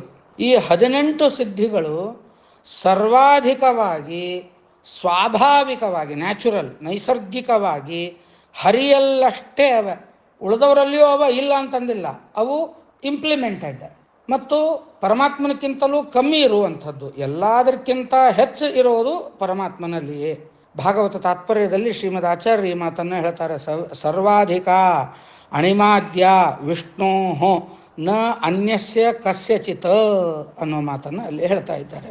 ಅಂದರೆ ಉಳಿದವ್ರಿಗಿಂತ ಅಂತಂದ್ರೆ ಯಾರು ಉಳಿದವರು ಅಂತಂದ್ರೆ, ಉಳಿದವರು ಅಂತಂದ್ರೆ ಎಲ್ಲರೂ, ಇಂದ್ರ, ರುದ್ರ, ವಾಯು, ಶ್ರೀ ಲಕ್ಷ್ಮೀದೇವಿ ಹಾಗೂ ವಿಷ್ಣು, ಇವರನ್ನು ಸಾಲಾಗಿ ಹೆಸರನ್ನು ಹೇಳ್ತಾ ಐಶ್ವರ್ಯ ಅಂತನ್ನುವ ಗ್ರಂಥದಲ್ಲಿ ಈ ಮಾತನ್ನು ಹೇಳ್ತಾರೆ. ದೇವೇಶು ಇಂದ್ರೇಶ ವಾಯು ಶ್ರೀಶ ವಿಷ್ಣು ನಾಮೋತ್ತರೋತ್ತರಂ ಸಿದ್ಧಯ ಪರಿಪೂರ್ಣಾಸ್ತು ವಿಷ್ಣೋರೇಕಸ್ಯ ನಾಣ್ಯಗಾಹ. ಇಂದ್ರ, ರುದ್ರ, ವಾಯು, ಶ್ರೀ ಹಾಗೂ ವಿಷ್ಣು ಇವರಲ್ಲಿ ಉತ್ತರೋತ್ತರವಾಗಿ ಹೆಚ್ಚೆಚ್ಚು ಸಿದ್ಧಿಗಳಿವೆ. ಕಡಿಗೆ ಹೆಸರು ಯಾರು ತಗೊಂಡ್ರು? ವಿಷ್ಣುಂದು. ಆದ್ದರಿಂದ ವಿಷ್ಣುವಿನಲ್ಲಿ ಮಾತ್ರ ಪರಿಪೂರ್ಣವಾಗಿವೆ, ಎಲ್ಲರಿಗಿಂತ ಹೆಚ್ಚಿವೆ. ಆದ್ದರಿಂದ ಇವನು ಸಿದ್ಧ. ಚತುರ್ಮುಖಸ್ಯ ಅಣಿಮಾದಿ ಸಿದ್ಧಯ ಅಸ್ಯ ನಿಯಮ್ಯತೆಯ ಸಂತಿ ಇತಿ ಸಿದ್ಧ. ಅಂದರೆ ಚತುರ್ಮುಖನಲ್ಲಿಯೂ ಅಣಿಮ ಇತ್ಯಾದಿ ಗುಣಗಳವ. ಹನುಮಂತ ದೇವರು ಸಮುದ್ರ ಲಂಘನವನ್ನು ಮಾಡುವಾಗ ಹಾರಿದ್ದು ಮಾಡಿದ್ದು ಇವುಗಳನ್ನು ನೋಡಿದಾಗ ಚತುರ್ಮುಖನಲ್ಲಿಯೂ ಈ ಗುಣಗಳವ, ಈ ಸಿದ್ಧಿಗಳವ. ಅವನಿಗೂ ಸಿದ್ಧ ಅಂತ ಕರಿಬೇಕೇನು ಅಂತಂದ್ರೆ ಕರಿಬಹುದು. ಆದರೆ ಅವನಲ್ಲಿರುವ ಈ ಸಿದ್ಧಿಗಳು ಏನವ, ಇದು ಭಗವದ್ ಅನುಗ್ರಹದಿಂದಲೇ ಇರುವಂಥದ್ದು. ಯಾಕೆ ಅಂತಂದ್ರೆ ಆ ಸಿದ್ಧಿಗಳಿಗೆಲ್ಲವುದಕ್ಕೂ ನಿಯಾಮಕನಾಗಿ ಇರುವವನು ಇವನೇ. ಆ ಮಂತ್ರವನ್ನು ಹೇಳುವಾಗ ಭಗವಂತನ ಧ್ಯಾನ ಮಾಡೇ ಹೇಳಿದ್ದು ಹನುಮಂತ ದೇವರು. ಆದ್ದರಿಂದ ಅವುಗಳಿಗೂ ನಿಯಾಮಕನಾದದ್ದರಿಂದ ಅವನು ಸಿದ್ಧ, ಪರಮಾತ್ಮ ಸಿದ್ಧ. ನಿತ್ಯನಾದವನು ಯಾರೋ ಅವನು ಸಿದ್ಧ. ಸಿದ್ಧ ನಿತ್ಯೇ ಪ್ರಸಿದ್ಧೇ ಇತಿ ಅಭಿಧಾನಾನುಸಾರೇಣ ಸಿದ್ಧ ಶಬ್ದಸ್ಯ ನಿತ್ಯಾರ್ಥಕತ್ವಂ. ನಿತ್ಯೋ ನಿತ್ಯಾನಾಂ ಕಾಠಕ ಉಪನಿಷತ್ತು ಹೇಳುತ್ತದೆ. ನಿತ್ಯೋ ನಿತ್ಯಾನಾಂ, ನಿತ್ಯರಲ್ಲಿಯೂ ನಿತ್ಯ ಯಾರು ಅಂತಂದರೆ ಅವನು ಸಿದ್ಧ ಭಗವಂತ. ಪ್ರಸಿದ್ಧನಾದವನು ಅಂತನೂ ಅರ್ಥ. ವೇದಗಳನ್ನು, ಪುರಾಣಗಳನ್ನು, ಎಲ್ಲ ಪ್ರಕರಣಗಳನ್ನು, ಎಲ್ಲ ವಾಕ್ಯಗಳನ್ನು, ಎಲ್ಲ ಶಬ್ದಗಳನ್ನು, ಎಲ್ಲ ಅಕ್ಷರಗಳಿಂದಲೂ ಎಲ್ಲ ಸ್ವರಗಳಿಂದಲೂ ಪ್ರತಿಪಾದ್ಯನಾದಂಥವನು ಯಾರು ಅಂತ ಹೇಳಂತಂದ್ರೆ ಅವನು ವಿಷ್ಣು ಒಬ್ಬನೇ. ಆದ್ದರಿಂದ ಪ್ರಸಿದ್ಧನಾದವನು, ಆದ್ದರಿಂದ ಅವನು ಸಿದ್ಧ. ನಿತ್ಯ ಮುಕ್ತನಾದವನು ಯಾರೋ ಅವನು ಸಿದ್ಧ. ಸಿದ್ಧಸ್ತು ಮೋಕ್ಷೇ, ಸಿದ್ಧೋಸ್ತು ಮೋಕ್ಷೇ. ದುಃಖದ ಬಿಡುಗಡೆಯಿಂದಾಗಿ ಮುಕ್ತ ಅನಿಸುವವರು ಭಗವಂತನ ಅಧೀನತ್ವ ರೂಪವಾದ ಬಂಧನಕ್ಕೆ ಒಳಗಾಗಿಯೇ ಇರ್ತಾರೆ. ಆದ್ದರಿಂದ ನಿತ್ಯ ಶಬ್ದ ನಿತ್ಯಬದ್ಧ ನಾವು ಆದರೆ ಪರಮಾತ್ಮ ಸ್ವತಂತ್ರನಾಗಿ ನಿತ್ಯ ಮುಕ್ತ. ಅವನು ತಾನು ಮುಕ್ತನಾಗುವುದು ಅಷ್ಟೇ ಅಲ್ಲ, ಇತರರಿಗೆ ಮುಕ್ತಿಯನ್ನು ಕೊಡುವವನು ಯಾರೋ ಅವನು ಸಿದ್ಧ. ಇತರೇಷಾಂ ಸಿದ್ಧಿ ಮೋಕ್ಷಾ ನಿಯಮ್ಯತೆಯ ಅಸ್ಯ ಅಸ್ತಿ ಇತಿ ಸಿದ್ಧ. ಸಿದ್ಧಿಸ್ತು ಮೋಕ್ಷೇ, ಅಮರಕೋಶ ಹೇಳುತ್ತದೆ ಈ ಮಾತನ್ನು. ಸಿದ್ಧಿಸ್ತು ಮೋಕ್ಷೇ ನಿಷ್ಪತ್ತಿ ಯೋಗಾಯೋಗಯೋಹೋ ಅಂತ ಹೇಳುತ್ತದೆ. ಅದನ್ನೇ ಹೇಳಿದ್ದಿಲ್ಲ ದ್ವಾದಶ ಸ್ತೋತ್ರದಲ್ಲಿ. ಬಂಧಕೋ ಭವಪಾಶೇನ ಭವಪಾಶಾಚ್ಚ ಮೋಚಕಃ. ಮುಕುಂದ ಅಂತನ್ನುವ ಮಾತು ಮುಕ್ತಿಂ ದದಾತಿ ಇತಿ ಮುಕುಂದ. ಮುಕುಂದ ಅಂತ ಪರಮಾತ್ಮನಿಗೆ ಯಾಕೆ ಕರೀತಾರೆ ಅಂತಂದ್ರೆ ಮುಕ್ತಿಯನ್ನು ಕೊಡುವವನು. ತಾನು ಮುಕ್ತನಾಗಿ ಇರೋದು ಒಂದು, ಇನ್ನೊಂದು ಎಲ್ಲರನ್ನೂ ಮುಕ್ತರನ್ನಾಗಿ ಮಾಡುವವನು ಯಾರೋ ಅವನು ಮುಕುಂದ ಅಥವಾ ಮುಕ್ತ ಅಥವಾ ಸಿದ್ಧ ಅಂತ. ಎಲ್ಲ ಕ್ರಿಯಾ ನಿಷ್ಪತ್ತಿಗಳಿಗೆ ನಿಯಾಮಕನಾಗಿರುವವನು ಯಾರೋ ಅವನು ಸಿದ್ಧ. ಸಿದ್ಧಸ್ತು ಮೋಕ್ಷೇ ನಿಷ್ಪತ್ತಿ ಯೋಗಯೋಹೋ ಇತಿ ಕೋಶಾನುಸಾರೇಣ ಸಿದ್ಧಿ ಕ್ರಿಯಾ ನಿಷ್ಪತ್ತಿ ನಿಯಮ್ಯತೆಯ ಅಸ್ಯ ಅಸ್ತಿ ಇತಿ ಸಿದ್ಧ ಅಂತ ಭಗವಂತನನ್ನು ಸಿದ್ಧ ಅಂತ ಕರೀತಾ ಇದ್ದಾರೆ. ಇನ್ನು ಸಿದ್ಧಿ ಪರಮಾತ್ಮನ ಇನ್ನೊಂದು ಹೆಸರು ಸಿದ್ಧಯೇ ನಮಃ ಓಂ. ಸಿದ್ಧ ಅಂತನೂ ಕರೀತಾರೆ, ಸಿದ್ಧಿ ಅಂತನೂ ಕರೀತಾರೆ. ಯಾಕೆ ಪರಮಾತ್ಮನನ್ನು ಸಿದ್ಧಿ ಅಂತ ಕರೀತಾರೆ, ಸಿದ್ಧಿ ಅಂತ ಕರೀತಾರೆ ಅಂತಂದರೆ ಸಾಧನಂ ಇತಿ ಸಿದ್ಧಿ ಕ್ರಿಯಾದಿ ಸಿದ್ಧಿ ಸತ್ಫಲ ಸಿದ್ಧಿರ್ವಾ.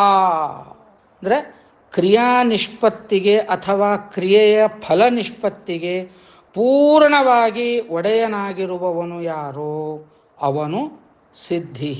ನೋಡ್ರಿ, ಯಜ್ಞಾದಿ ಕ್ರಿಯೆಗಳಿಗೆ ನಿರ್ವಹಣೆ ಮುಖ್ಯವಾಗಿ ಮಾತು ಮತ್ತು ಬುದ್ಧಿ.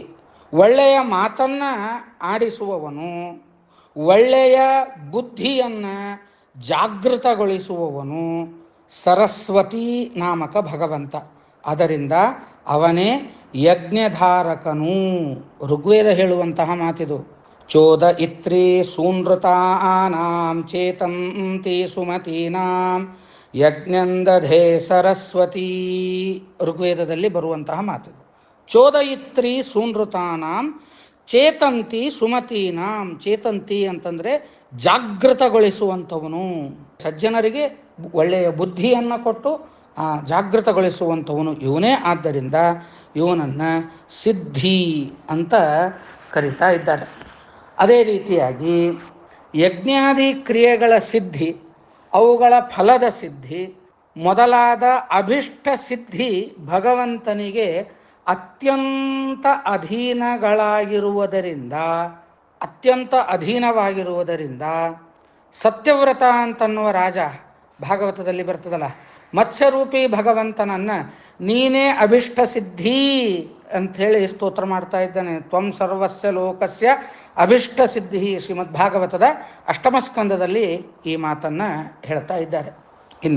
ಇನ್ನೊಂದು ಅರ್ಥದಲ್ಲಿ ಏಕಾಂತ ಭಕ್ತರಿಗೆ ಫಲಸ್ವರೂಪಿಯಾಗಿ ಇರುವವನು ಯಾರೋ ಅವನು ಸಿದ್ಧಿ. ಫಲಕಲುಷಿತ ಮನಸಾಂ ಫಲರೂಪತ್ವಾತ್ ಸಿದ್ಧಿ. ಅಂದ್ರೆ ದೇವತೆಗಳ ತಾರತಮ್ಯವನ್ನು ತಿಳ್ಕೊಂಡು ಪರಮಾತ್ಮನನ್ನು ನಾವು ತಿಳ್ಕೊಂಡ್ರೆ ಏಕಾಂತಿ ಅಂತ ನಾವು ಅನ್ಸ್ಕೊಳ್ತೀವಿ. ದೇವತಾನುಕ್ರಮಜ್ಞಾಶ್ಚ ವಿಷ್ಣೋ ಪರಮತಾ ವಿದಃ ಏಕಾಂತಿನಸ್ತೆ ವಿಜ್ಞೇಯಾಹ. ಸಾರ ನಿರ್ಣಯದಲ್ಲಿ ಛಾಂದೋಗ್ಯ ಉಪನಿಷತ್ ಭಾಷ್ಯದಲ್ಲಿ ಈ ಮಾತನ್ನು ನಮಗೆ ತೋರಿಸಿಕೊಡ್ತಾ ಇದ್ದಾರೆ. ಏಕಾಂತ ಅಂತಂದರೆ ಅಂತಂದರೆ ಲಾಸ್ಟ್. ಏಕ ಅಂತಂದರೆ ಎಲ್ಲ ದೇವತೆಗಳನ್ನು ನಾವು ತಾರತಮ್ಯವನ್ನು ತಿಳ್ಕೋತ ಕಟ್ಟ ಕಡೆಗೆ ಉಳಿಯುವವನು ಒಬ್ಬನೇ. ಏಕೋ ನಾರಾಯಣ ಆಸೀತ್. ಪರಮಾತ್ಮ ಏಕಾಂತಾನಾಂಚ ನ ಕಸ್ಯಚಿತೋ ಛಾಂದೋಗ್ಯ ಉಪನಿಷತ್ತು ಹೇಳ್ತದೆ. ಆದ್ದರಿಂದ ಏಕಾಂತ ಭಕ್ತರು ಅಂತಂದರೆ ಪರಮಾತ್ಮನನ್ನು ಸರ್ವೋತ್ತಮ ಅಂತ ತಿಳಿದುಕೊಳ್ಳುವಂತಹ ಭಕ್ತರು ಅಂತ ಅರ್ಥ. ಇಂಥವರು ಯಾವುದೇ ಉದ್ದೇಶಕ್ಕಾಗಿ ಭಗವಂತನನ್ನು ಬಯಸದೆ ಭಗವಂತನಿಗಾಗಿಯೇ ಭಗವಂತನ ದರ್ಶನಾದಿಗಳು ದೊರೆಯುವುದು ಎಂಬುದಕ್ಕಾಗಿಯೇ ಮೋಕ್ಷವನ್ನು ಅಪೇಕ್ಷಿಸ್ತಾರೆ. ಏಕಾಂತಾನಾಂಚನ ಕಸ್ಯಚಿತ ಅರ್ಥೇ ನಾರಾಯಣೋ ದೇವಃ ಸರ್ವಮನ್ಯತ್ತದರ್ಥಕಂ. ಗೀತಾಕಲ್ಪದಲ್ಲಿ ಈ ಮಾತನ್ನು ಹೇಳ್ತಾ ಇದ್ದಾರೆ. ಇಂತಹ ದೃಷ್ಟಿಯಲ್ಲಿ ಭಗವಂತ ಇಂಥವರಿಗೆಲ್ಲರಿಗೂ ಸಿದ್ಧಿ ಅಂದರೆ ಫಲರೂಪನಾಗಿದ್ದಾನೆ.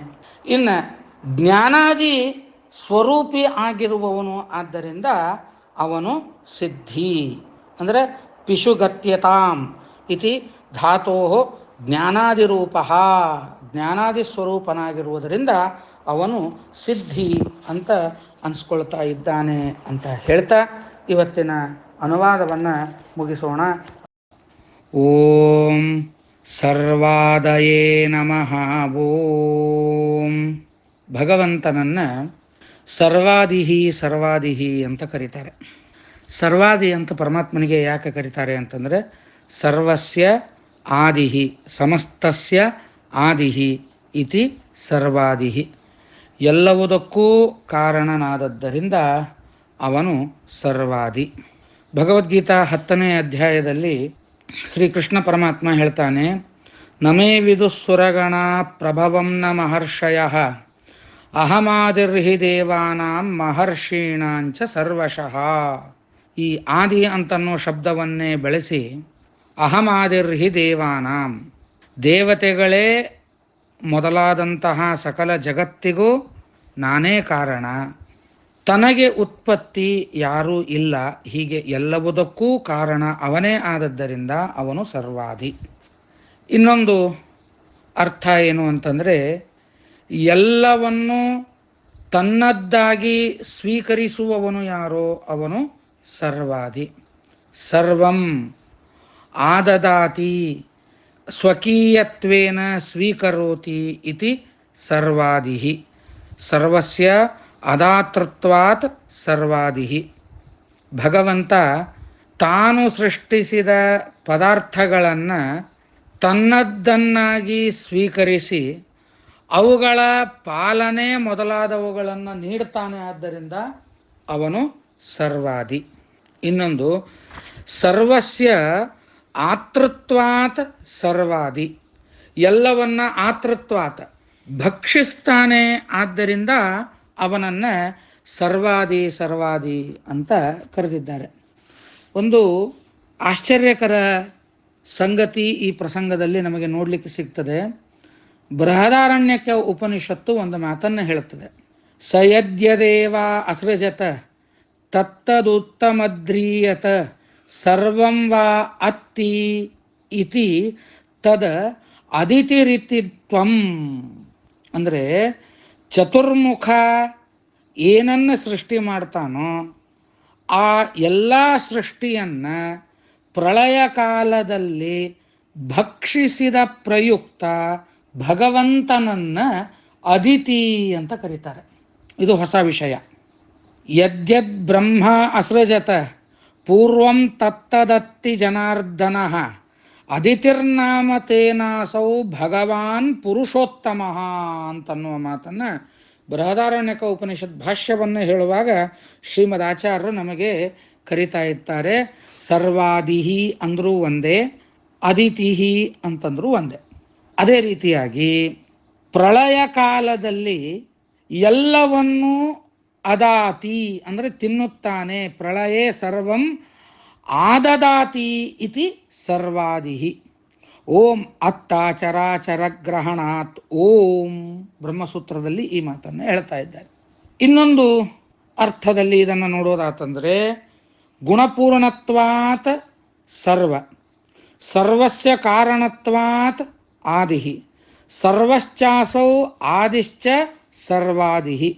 ಗುಣಪೂರ್ಣನಾಗಿರುವವನು, ಎಲ್ಲವುದಕ್ಕೂ ಕಾರಣನಾಗಿರುವವನು ಯಾವನೋ ಅವನು ಸರ್ವಾದಿಹಿ. ಎಲ್ಲ ಕಾರಣಕ್ಕೂ ನಿಯಾಮಕನಾಗಿ ಇದ್ದು ಎಲ್ಲಕ್ಕೂ ಕಾರಣನಾಗಿರುವವನು ಯಾರೋ ಅವನು ಸರ್ವಾದಿ. ಹೇಗೆ? ಸರತಿ ಸರ್ವತಿ ವಾ ಕಾರಣೇಶು ನಿಯಾಮಕತೆಯ ಗಚ್ಚತಿ ಇತಿ ಸರ್ವ, ಸರ್ವಶ್ಚಾಸೌ ಆದಿಶ್ಚ ಸರ್ವಾದಿಹಿ. ಅಂದ್ರೆ ಪರಮಾತ್ಮ ಎಲ್ಲವುದಕ್ಕೂ ಕಾರಣನಾಗಿ ಇದ್ದು ಅಂತಂದರೆ ಎಲ್ಲದರೊಳಗೂ ಇದ್ದು, ಎಲ್ಲವುದಕ್ಕೂ ಹುಟ್ಟಲಿಕ್ಕೆ ಕಾರಣನಾಗಿದ್ದು, ಎಲ್ಲವುದರೊಳಗೂ ಅದರ ಮಹತ್ವವನ್ನು ತಂದು ಕೊಡ್ತಾನೆ. ವಾಮನ ಪುರಾಣದಲ್ಲಿ ಒಂದು ಮಾತನ್ನು ಹೇಳ್ತಾರೆ. ತತ್ರ ತತ್ರ ಸ್ಥಿತೋ ವಿಷ್ಣು ತತ್ತಚ್ಛಕ್ತಿ ಪ್ರಬೋಧಯನ್ ಏಕ ಏವ ಮಹಾಶಕ್ತಿ ಕುರುತೆ ಸರ್ವಮಂಜಸ. ಸರ್ವಂ ಅಂಜಸ, ಎಲ್ಲವನ್ನು ಚೆನ್ನಾಗಿ ನಡೆಸಿಕೊಂಡು ಹೋಗುವವನು ಯಾರೋ ಅವನು ಸರ್ವಾದಿಹಿ. ಇನ್ನು ಸರ್ವಂ ಸ್ವಕಾರ್ಯಂ ಪ್ರತಿ ಆದಿ ಕಾರಣಂ ಏನ ಸಹ ಸರ್ವಾದಿಹಿ. ಎಲ್ಲವೂ ಒಂದಲ್ಲ ಒಂದು ಕಾರ್ಯವನ್ನು ಕುರಿತು ಕಾರಣವಾಗುವಂತೆ ಅನುಗ್ರಹಿಸುವವನು ಯಾರೋ ಅವನು ಸರ್ವಾದಿ. ಇನ್ನು ಸರ್ವತಿ ಪ್ರಳಯ ಕಾಲೇ ಸರ್ವಂ ಹಿನಸ್ತಿ ಇತಿ ಸರ್ವಃ, ಸೃಷ್ಟಿಕಾಲೇ ಸರ್ವಸ್ಯ ಕಾರಣತ್ವಾತ್ ಆದಿಹಿ, ಸರ್ವಶ್ಚಾಸೌ ಆದಿಶ್ಚ ಸರ್ವಾದಿಹಿ. ಅಂದರೆ ಪ್ರಳಯ ಕಾಲದಲ್ಲಿ ಸಂಹರಿಸುವವನು, ಸೃಷ್ಟಿಕಾಲದಲ್ಲಿ ಎಲ್ಲವುದಕ್ಕೂ ಕಾರಣನಾಗಿ ಇರುವವನು ಯಾರೋ ಅವನು ಸರ್ವಾದಿಹಿ. ಸರ್ವಂ ಹಿನಸ್ತಿ ಇತಿ ಸರ್ವಃ ರುದ್ರಃ. ಸರ್ವ ಅಂತಂದರೆ ಇಲ್ಲಿ ರುದ್ರ. ಯಾಕೆ? ಹಿನಸ್ತಿ ಎಲ್ಲವನ್ನು ಸಂಹಾರ ಮಾಡ್ತಾನೆ, ಆದ್ದರಿಂದ ಸರ್ವ ಅಂತಂದರೆ ರುದ್ರ. ತಸ್ಯ ಆದಿ ಕಾರಣಂ ಸರ್ವಾದಿಹಿ. ಆ ರುದ್ರನಿಗೂ ಆದಿಯಾಗಿರುವವನು ಯಾರೋ ಪರಮಾತ್ಮ, ಅವನು ಸರ್ವಾದಿ. ಅಂದ್ರೆ ಈ ರುದ್ರದೇವರ ಹುಟ್ಟಿಗೇನೆ ಪರಮಾತ್ಮ ಕಾರಣ. ಹೇಗೆ? ದಿಯಾ ನಿಗೃಹ್ಯ ಮಾಣೋಪಿ ಭ್ರುವೋರ್ಮಧ್ಯಾತ್ ಪ್ರಜಾಪತೆ ಸದ್ಯೋ ಜಾತಯ ತನ್ಮನ್ಯು ಕುಮಾರೋ ನೀಲಲೋಹಿತ. ಭಾಗವತದ ತೃತೀಯ ಸ್ಕಂದದಲ್ಲಿ ಹೇಳುವಂತಹ ಮಾತಿದು. ಸದ್ಯೋ ಜಾತ ಯತಾತ್ ಮನ್ಯು, ಭಗವಂತನ ಕ್ರೋಧದಿಂದ ಹುಟ್ಟಿದವನೇ ಈ ರುದ್ರ ಅಂತ ಮೈತ್ರೇಯರು ನಮಗೆ ಭಾಗವತದಲ್ಲಿ ತೋರಿಸಿಕೊಡ್ತಾ ಇದ್ದಾರೆ. ಎಲ್ಲರಿಂದಲೂ ಸರ್ವೈಹಿ ಸ್ವಸ್ವಾಮಿತೆಯ ಆಧೀಯತೆ ಸ್ವೀಕ್ರಿಯತೆ ಇತಿ ಸರ್ವಾದಿಹಿ. ಪರಮಾತ್ಮನನ್ನ ಎಲ್ಲರೂ ತಮ್ಮ ಸ್ವಾಮಿ ಅಂತ ಸ್ವೀಕರಿಸಲ್ಪಡುವವನು, ಆದ್ದರಿಂದ ಅವನು ಸರ್ವಾದಿ. ಸಜ್ಜನರೆಲ್ಲರೂ ಭಗವಂತನನ್ನ ತನ್ನ ಒಡೆಯ ಅಂತಲೇ ಪರಿಗಣಿಸ್ತಾ ಇದ್ದಾರೆ. ಇನ್ನೊಂದು, ಹಿಂದೆ ನೀವು ಕೇಳಿದ್ರಿ ಸರ್ವ ಅಂತಂದರೆ ಶಂಕರ ಅಂತ ಆಯಿತು. ಈ ಶಂಕರನನ್ನ ದ್ವಾದಶ ಆದಿತ್ಯರು ಅಂತ ಇದ್ದಾರೆ, ಏಕಾದಶ ರುದ್ರರು ಅಂತ ಇದ್ದಾರೆ, ಅಷ್ಟವಸುಗಳು ಅಂತ ಇದ್ದಾರೆ.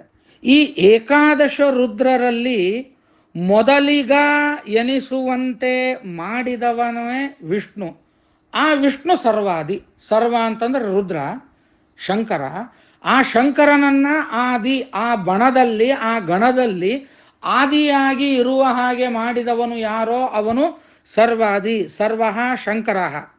ರುದ್ರಾಣಾಂ ಮಧ್ಯೆ ಆದಿ ಆದ್ಯ ಅಥವಾ ವೈಷ್ಣವಾನಾಂ ಮಧ್ಯೆ ಆದ್ಯೋ ವಾ ಏನ ಸಹ ಸರ್ವಾದಿ.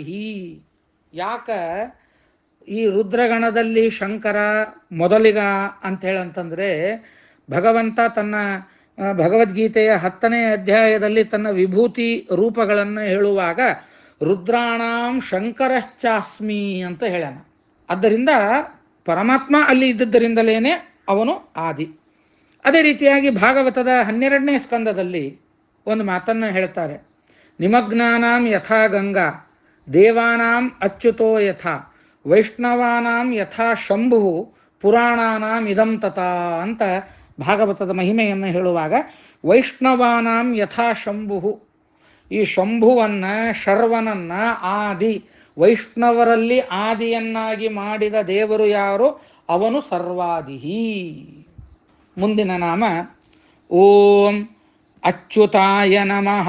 ಓಂ ಭಗವಂತನನ್ನ ಅಚ್ಯುತ ಅಂತ ಯಾಕೆ ಕರೀತಾರೆ ಅಂತಂದ್ರೆ, ಸ್ವರೂಪತಃ ಗುಣತಃ ಕ್ರಿಯತೋ ವಾ ನ ಚವತೆ ಇತಿ ಅಚ್ಯುತಃ.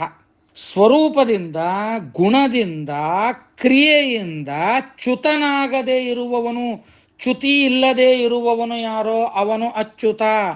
ಪರಮಾತ್ಮ ಯಾವ ದೃಷ್ಟಿಯಿಂದಲೂ ಅವನಿಗೆ ಚ್ಯುತಿ ಇಲ್ಲ, ಸ್ವರೂಪದಿಂದ ಚ್ಯುತಿ ಇಲ್ಲ. ಅವನ ಗುಣಗಳು ಇವತ್ತೊಂದು ಸ್ವಲ್ಪವ, ನಾಳೆ ಒಂದು ಸ್ವಲ್ಪ ಇರ್ತಾವ, ನಾಡ್ದು ಕಡಿಮೆ ಆಗ್ತಾವ, ಇಲ್ಲ. ಕ್ರಿಯೆ, ಇವತ್ತು ಬೆಳಿಗ್ಗೆ ಮಾತ್ರ ಅವ ಎನರ್ಜೆಟಿಕ್ ಆಗಿದ್ದಾನ, ಸಾಯಂಕಾಲ ಹೋದಂಗೆ ಅವ ಸುಸ್ತಾಗ್ತಾನೆ, ಇಲ್ಲ. ಗುಣದಿಂದ ಸ್ವರೂಪದಿಂದ ಕ್ರಿಯೆಯಿಂದ ಚ್ಯುತನಾಗುವುದಿಲ್ಲ, ಆದ್ದರಿಂದ ಅವನು ಅಚ್ಯುತ. ಅನಿತ್ವತ್ವಾತ್ ಕ್ರಿಯಾಣಾಂತೂ ಕಥಮೇವ ಸ್ವರೂಪತ ಇತಿ ಚೇತ್ನ ವಿಶೇಷೋಪಿ ಕ್ರಿಯಾಚಾನ್ ಆತ್ಮನಾ ಸ್ಥಿರ ಶಕ್ತಿತಾ ವ್ಯಕ್ತಿತಾ ಚೇತಿ ವಿಶೇಷತೋಪಿ ವಿಶೇಷವಾನ್. ಅನುವ್ಯಾಖ್ಯಾನದಲ್ಲಿ ಶ್ರೀಮದ್ ಆಚಾರ್ಯ ಇದನ್ನು ನಮಗೆ ತೋರಿಸಿಕೊಡ್ತಾರೆ. ಹೀಗೆ ಯಾವುದೇ ದೃಷ್ಟಿಯಲ್ಲಿ ಚ್ಯುತಿ ಇಲ್ಲದ ಪ್ರಯುಕ್ತ ಅವನು ಅಚ್ಯುತ. ಇನ್ನೊಂದು ವಿಚಾರ ಮಹಾಭಾರತದ ಶಾಂತಿ ಪರ್ವ ನಮಗೆ ತೋರಿಸಿಕೊಡ್ತದೆ. ಏನು ಅಂತಂದರೆ, ಯಸ್ಮಾನ್ನ ಚ್ಯುತಪೂರ್ವೋಹಂ ಅಚ್ಯುತಸ್ತೇನ ಕರ್ಮಣ ಜ್ಞಾನಂ ನಿತ್ಯ ಕ್ರಿಯಾ ನಿತ್ಯಂ ಬಲಂ ಶಕ್ತಿ ಪರಾತ್ಮನಃ ನಿತ್ಯಾನಂದ ವ್ಯಯ ಪೂರ್ಣೋ ಭಗವಾನ್ ವಿಷ್ಣುರಚ್ಯುತಃ. ಅನುವ್ಯಾಖ್ಯಾನದಲ್ಲಿ ಶ್ರೀಮದ್ ಆಚಾರ್ಯರು ಹೇಳ್ತಾರೆ, ಭಗವಂತನ ಜ್ಞಾನ, ಕ್ರಿಯಾಬಲ, ಶಕ್ತಿ ಇವು ಎಲ್ಲವೂ ನಿತ್ಯ. ಆದ್ದರಿಂದ ಪರಮಾತ್ಮ ಅಚ್ಯುತ. ಇನ್ನೊಂದು ಅರ್ಥದಲ್ಲಿ ಪರಮಾತ್ಮನನ್ನು ಅಚ್ಯುತ ಅಂತ ಯಾಕೆ ಹೇಳ್ತಾರೆ ಅಂತಂದರೆ, ಅಹ ಇತಿ ಬ್ರಹ್ಮ. ಅಹ ಅಂತಂದರೆ ಬ್ರಹ್ಮ. ಅಭೂತಂ ಗುಣಪೂರ್ಣತ್ವಂ ಅನಿತ್ಯತ್ವಂ ಅನಿತ್ಯ ಭಿನ್ನತ್ವಾತ್ ಅಸರ್ವಗತ ಭಿನ್ನತ್ವಾಚ್ಚ ನಿತ್ಯಂ ಸರ್ವಗತಂಚ ಚ್ಯುತಂ ಗಮನಂ ಜ್ಞಾನಂ ವಾ ಯಸ್ಯ ಸಹ ಅಚ್ಯುತಃ. ಅಂದರೆ ಪೂರ್ಣವಾದ ಗಮನ, ಪೂರ್ಣವಾದ ಜ್ಞಾನವುಳ್ಳವನು ಯಾರೋ ಅವನು ಅಚ್ಯುತ. ಅಂದರೆ ಭಗವಂತನ ಗಮನರೂಪ ಕ್ರಿಯಾ ಭಗವಂತನಂತೆಯೇ ಕಾಲತಃ ಪೂರ್ಣವಾಗಿದ್ದು ಯಾವಾಗಲೂ ಇರುವಂಥದ್ದು, ದೇಶತಃ ಪೂರ್ಣವಾದದ್ದು, ಕಾಲತಃ ಪೂರ್ಣವಾದದ್ದು, ಗುಣತಃ ಪೂರ್ಣವಾದದ್ದು. ಆದ್ದರಿಂದ ಅವನನ್ನು ಅಚ್ಯುತ ಅಚ್ಯುತ ಅಂತ ಕರೀತಾ ಇದ್ದಾರೆ.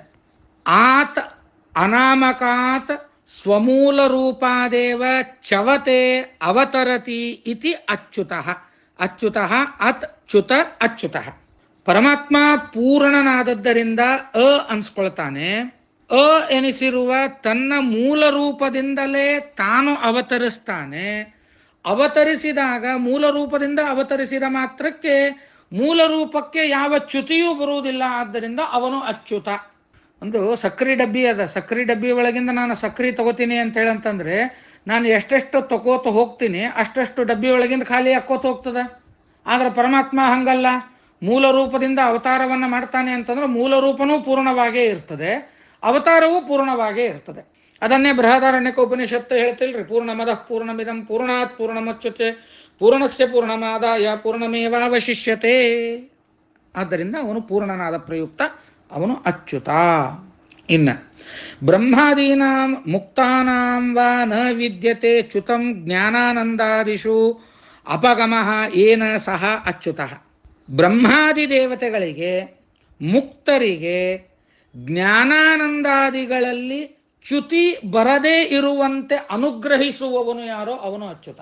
ಬ್ರಹ್ಮದೇವರಿಗೂ ಚ್ಯುತಿ ಬರಬಾರದು, ಮುಕ್ತರಾದವರಿಗೂ ಚ್ಯುತಿ ಬರಬಾರದು, ಹಂಗೆ ನೋಡ್ಕೊಳ್ಳೋನು ಯಾರೋ ಅವನು ಅಚ್ಯುತ. ಜ್ಞಾನಾನಂದಾದಿ ಗುಣಗಳು ಹಾನಿ ಆಗದೇ ಇರುವವು ಅಂತನ್ನುವ ಮಾತು ಭಾಗವತದ ದಶಮಸ್ಕಂದದಲ್ಲಿ ಸ್ವಯಂ ಬ್ರಹ್ಮಾದಿ ದೇವತೆಗಳಲ್ಲಿ ಹೇಳ್ಕೊಳ್ತಾರೆ.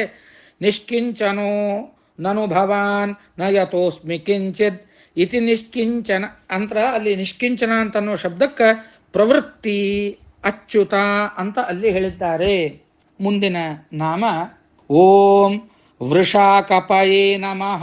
ಓಂ ಪರಮಾತ್ಮನನ್ನ ವೃಷಾಕಪಿಹಿ ವೃಷಾಕಪಿಹಿ ಅಂತ ಕರೀತಾ ಇದ್ದಾರೆ. ಕಾಮಾನ್ ವರ್ಷತಿ ಇತಿ ವೃಷಃ ಅಂದರೆ ಧರ್ಮ, ಅಂದರೆ ನಮಗೆ ಬೇಕಾದ ಎಲ್ಲ ಕಾಮನೆಗಳನ್ನು ಕೊಡುವಂಥವನು ಯಾರೋ ಅವನು ವೃಷ ಅಂದರೆ ಧರ್ಮ. ಕಾತ್ ಜಲಾತ್ ಭೂಮಿಪಾತಾತ್ ಇತಿ ಕಪಿರ್ ವರಾಹಃ. ವೃಶ್ಚಾಸೌ ಕಪಿಶ್ಚ ವೃಷಾಕಪಿಹಿ. ಅಂದ್ರೆ ಕಾಮನೆಗಳನ್ನೆಲ್ಲ ಸುರಿಸುವ ಪ್ರಯುಕ್ತ ಪರಮಾತ್ಮ ವೃಷ ಅಂದ್ರೆ ಧರ್ಮಕ್ಕೆ ಸಂಪೂರ್ಣವಾಗಿ ಪ್ರಭು ಆಗಿರುವಂಥವನು. ಅದಕ್ಕೆ ವೃಷಭ ಅಂತ ಅಲ್ಲಿ ಹೇಳ್ತಾರೆ. ಜಲದಲ್ಲಿ ಮುಳುಗಿರುವ ಭೂಮಿಯನ್ನ ತಂದಂಥವನು ಕಪಿಹಿ. ವೃಷಶ್ಚಾಸೌ ಕಪಿಶ್ಚ ವೃಷಾಕಪಿಹಿ. ಯಜ್ಞ ಯಾಗಾದಿ ಧರ್ಮಗಳಿಂದ ಆರಾಧಿಸಲ್ಪಟ್ಟಂತಹ ದೇವತೆಗಳನ್ನ, ಪ್ರಜೆಗಳ ಇಷ್ಟಗಳನ್ನು ಪೂರೈಸುವವನು ಯಾರೋ ಅವನೇ. ಇಷ್ಟಾನ್ ಭೋಗಾನ್ ಹಿ ವೋ ದೇವ ದಾಸ್ಯಂತೆ ಯಜ್ಞಭಾವೈತಾಃ. ಮನುಷ್ಯರು ಮಾಡುವ ಯಜ್ಞ ಯಾಗಾದಿಗಳಿಗೆ ಅವರ ಕಾಮನೆಗಳನ್ನು ಪೂರ್ಣ ಮಾಡುವಂತಹ ದೇವರು ವೃಷ. ಹಿರಣ್ಯಾಕ್ಷ ಭೂಮಿಯನ್ನು ಅಪಹಾರ ಮಾಡಿ ಘನೋದಕದಲ್ಲಿ ಮುಳುಗಿಸಿ ಇಟ್ಟಿದ್ದ. ಅವನನ್ನು ಸಂಹಾರ ಮಾಡಿ ಈ ಘನೋದಕದಲ್ಲಿರುವ ಭೂಮಿಯನ್ನ ಹೊರಗೆ ತಂದವನು ಯಾರೋ ಅವನು ಕಪಿ. ಭಕ್ತರ ಅಭಿಷ್ಟಗಳನ್ನ ಪೂರ್ಣ ಮಾಡಿ ಭೂಮಿಯನ್ನ ಮೇಲೆ ತಂದವನು ಯಾರೋ ಅವನು ವೃಷಾಕಪಿ ವೃಷಾಕಪಿ ಅಂತ ಹೇಳ್ತಾ ಇದ್ದಾರೆ. ಅದಕ್ಕೆ ಕಪಿರ್ವರಾಹ ಶ್ರೇಷ್ಠ ಧರ್ಮಶ್ಚ ವೃಷ ಉಚ್ಯತೆ. ಮಹಾಭಾರತದ ಶಾಂತಿ ಪರ್ವದಲ್ಲಿ ಬರುವಂತಹ ಮಾತು. ಕಪಿರ್ವರಾಹ ಶ್ರೇಷ್ಠ ಧರ್ಮಶ್ಚ ವೃಷ ಉಚ್ಯತೆ ತಸ್ಮಾದ್ ವೃಷಾಕಪಿಂ ಪ್ರಾಹ ಕಶ್ಯಪೋ ಮಾಂ ಪ್ರಜಾಪತಿ. ಕಶ್ಯಪರು ಈ ಉದ್ಗಾರವನ್ನು 2 ಸಲ ಭಗವಂತನಿಗೆ ತೆಗೆದಿದ್ದಾರೆ, ವೃಷಾಕಪಿ ವೃಷಾಕಪಿ ಅಂತೇಳಿ. ಅದಕ್ಕೆ ಪಯೋವ್ರತವನ್ನು ಮಾಡುವಾಗ ವೃಷಾಕಪ್ಯ ಶಿಪಿವಿಷ್ಟಾಯ ವಿಷ್ಣವೇ ವೃಷಾಕಪಯೇ ನಮಃ ಅಂತ ಮಾಡ್ಬೇಕಲ್ಲಿ. ಇನ್ನು ವರ್ಷತಿ ಇತಿ ವೃಷಃ. ವೃಷಯಮಾಣೋ ವೃಣೀತ ಸೋಮಂ ಋಗ್ವೇದ ಹೇಳುವಂತಹ ಮಾತು. ಈಶವದ್ವಾ ವೃಷ ವರ್ಷಿತ ಈಶಃ ಸಹ ವೃಷಃ.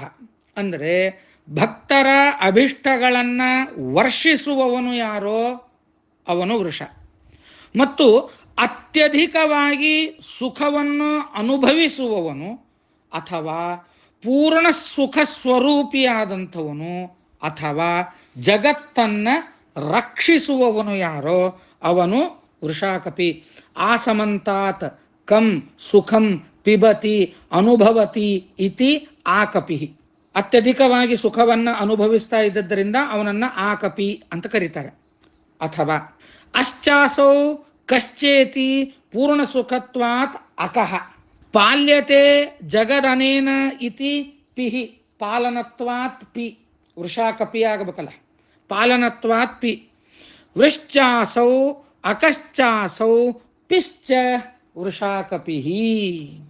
ಇನ್ನೊಂದು ಅರ್ಥದಲ್ಲಿ ಸುಖಂ ವರ್ಷಯತಿ ಇತಿ ವೃಷಃ ಅಕಂ ಪಿನಷ್ಟಿ ಇತಿ ಅಕಪಿಹಿ ವೃಷಾಕಪಿಹಿ. ಧರ್ಮದಿಂದ ಸುಖವನ್ನ ದುಃಖವನ್ನ ಹೋಗಲಾಡಿಸುವವನು ಯಾರೋ ಅವನು ವೃಷಾಕಪಿ. ಶ್ರುತಿ ಸ್ಮೃತಿ ಹರೇರಾಜ್ಞೆ ಅಂತ ಹೇಳ್ತಾರೆ. ಶ್ರುತಿ ಸ್ಮೃತಿಗಳು ಹೇಳಿದ್ದು ಭಗವಂತನ ಆಜ್ಞೆ, ಅಲ್ಲಿ ಹೇಳಿದ್ದನ್ನು ಮಾಡೋದು ಧರ್ಮ. ಯಾರು ಈ ಧರ್ಮವನ್ನು ಆಚರಣೆ ಮಾಡ್ತಾರೋ ಅವರಿಗೆ ಸುಖ ಬರ್ತದೆ ಅಂತ ಹೇಳಿ ಅವರಿಗೆ ಸುಖವನ್ನು ತಂದು ಕೊಡುವವನು, ಧರ್ಮ ಮಾರ್ಗದಲ್ಲಿ ಇರುವವರಿಗೆ ಸುಖವನ್ನು ತಂದು ಕೊಡುವವನು ಯಾರೋ ಅವನು ವೃಷಾಕಪಿ. ಬರೇ ಸುಖವನ್ನು ತಂದು ಕೊಡುವಂಥವನು ಅಲ್ಲ, ವೃಷೇಣ ಸುಖಂ ಅಕಂ. ಅಕಂ ಅಂತಂದ್ರೆ ಏನು? ಅಕಂ ಅಂತಂದ್ರೆ ದುಃಖ. ಸುಖಂ ವರ್ಷಯತಿ ಇತಿ ವೃಷಃ ಅಕಂ ದುಃಖವನ್ನು ಕಳಿತಾನೆ, ಸುಖವನ್ನು ತಂದು ಕೊಡ್ತಾನೆ, ಆದ್ದರಿಂದ ಅವನು ವೃಷಾಕಪಿ. ವೃಷೇಣ ಧರ್ಮೇಣ ಅಖಂ ದುಃಖಂ ಪಿನಷ್ಟಿ ಸತ್ಯಸಂಧ ತೀರ್ಥ ಶ್ರೀಪಾದಂಗಳವರು ಹೇಳುವ ವ್ಯಾಖ್ಯಾನ ಇದು. ಇನ್ನೊಂದು ಅರ್ಥದಲ್ಲಿ ವೃಷ್ಟ್ಯ ಸುಖೇನ ಚ ವಿಶ್ವಂ ಪಾತಿ ಇತಿ ವೃಷಾಕಪಿಹಿ. ಮಳೆ ಹಾಗೂ ಸುಖದ ಮೂಲಕ ಜಗತ್ತನ್ನ ರಕ್ಷಿಸ್ತಾನೆ, ಆದ್ದರಿಂದ ಇವನು ವೃಷಾಕಪಿ ಅಂತ ಕರೀತಾ ಇದ್ದಾರೆ. ಹೀಗೆ ಭಗವಂತನ 3 ನಾಮಗಳನ್ನು ಇಲ್ಲಿಗೆ ಮುಗಿಸೋಣ. ಓಂ ಸರ್ವದಾಯೇ ನಮಃ. ಓಂ ಓಂ ಅಚ್ಯುತಾಯ ನಮಃ. ಓಂ ಓಂ ವೃಷಾಕಪಯೇ ನಮಃ. ಓಂ ಓಂ ಅಮೇಯಾತ್ಮನೇ ನಮಃ. ಓಂ ಪರಮಾತ್ಮನನ್ನು ಅಮೇಯಾತ್ಮ ಅಂತ ಕರೀತಾರೆ. ಯಾಕೆ ಅಂತಂದರೆ ಅಮೇಯ ಸಮಗ್ರತೆಯ ಮಾತುಂ ಜ್ಞಾತುಂ ಅಶಕ್ಯ ಯಸ್ಯ ಸಹ ಅಮೇಯಾತ್ಮ. ಸಮಗ್ರವಾಗಿ ತಿಳಿದುಕೊಳ್ಳಲು ಅಶಕ್ಯವಾದ ಸ್ವರೂಪ ಉಳ್ಳವನು ಯಾರೋ ಅವನನ್ನು ಅಮೇಯಾತ್ಮ ಅಂತ ಕರೀತಾ ಇದ್ದಾರೆ. ಭಗವಂತ ಇವನು ಅನಂತ ಗುಣಪರಿಪೂರ್ಣನಾದಂಥವನು.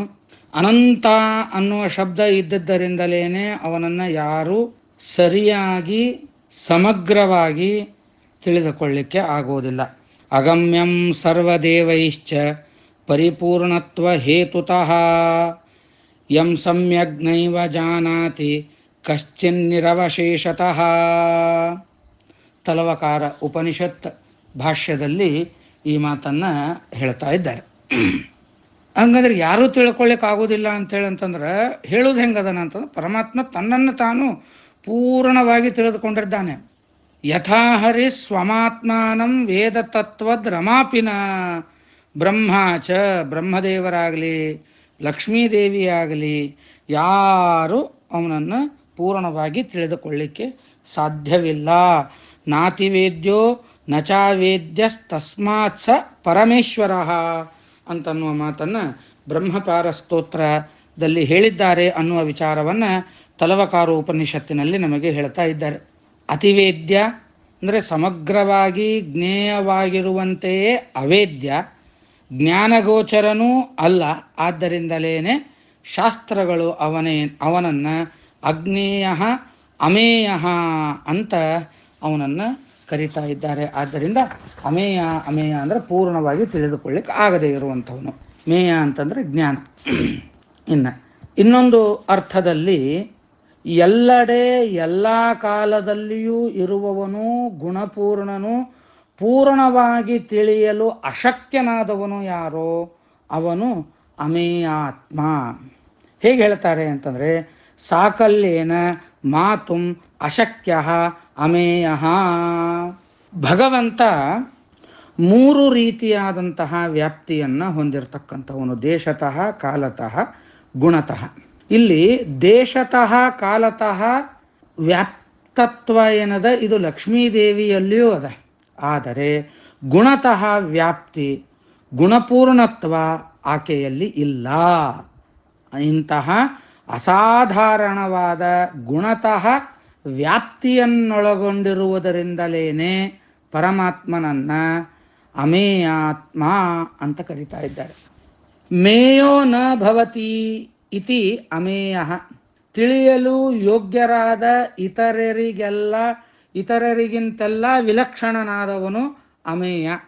ಮೇಯೋ ನ ಭವತಿ ಇತಿ ಅಮೇಯ ಸರ್ವಂ ಸ್ವೀಯತೆಯ ಆದದಾತಿ ಇತಿ ಆತ್ಮ ಮೇಯಶ್ಚಾಸೌ ಆತ್ಮ ಚ ಅಮೇಯಾತ್ಮ.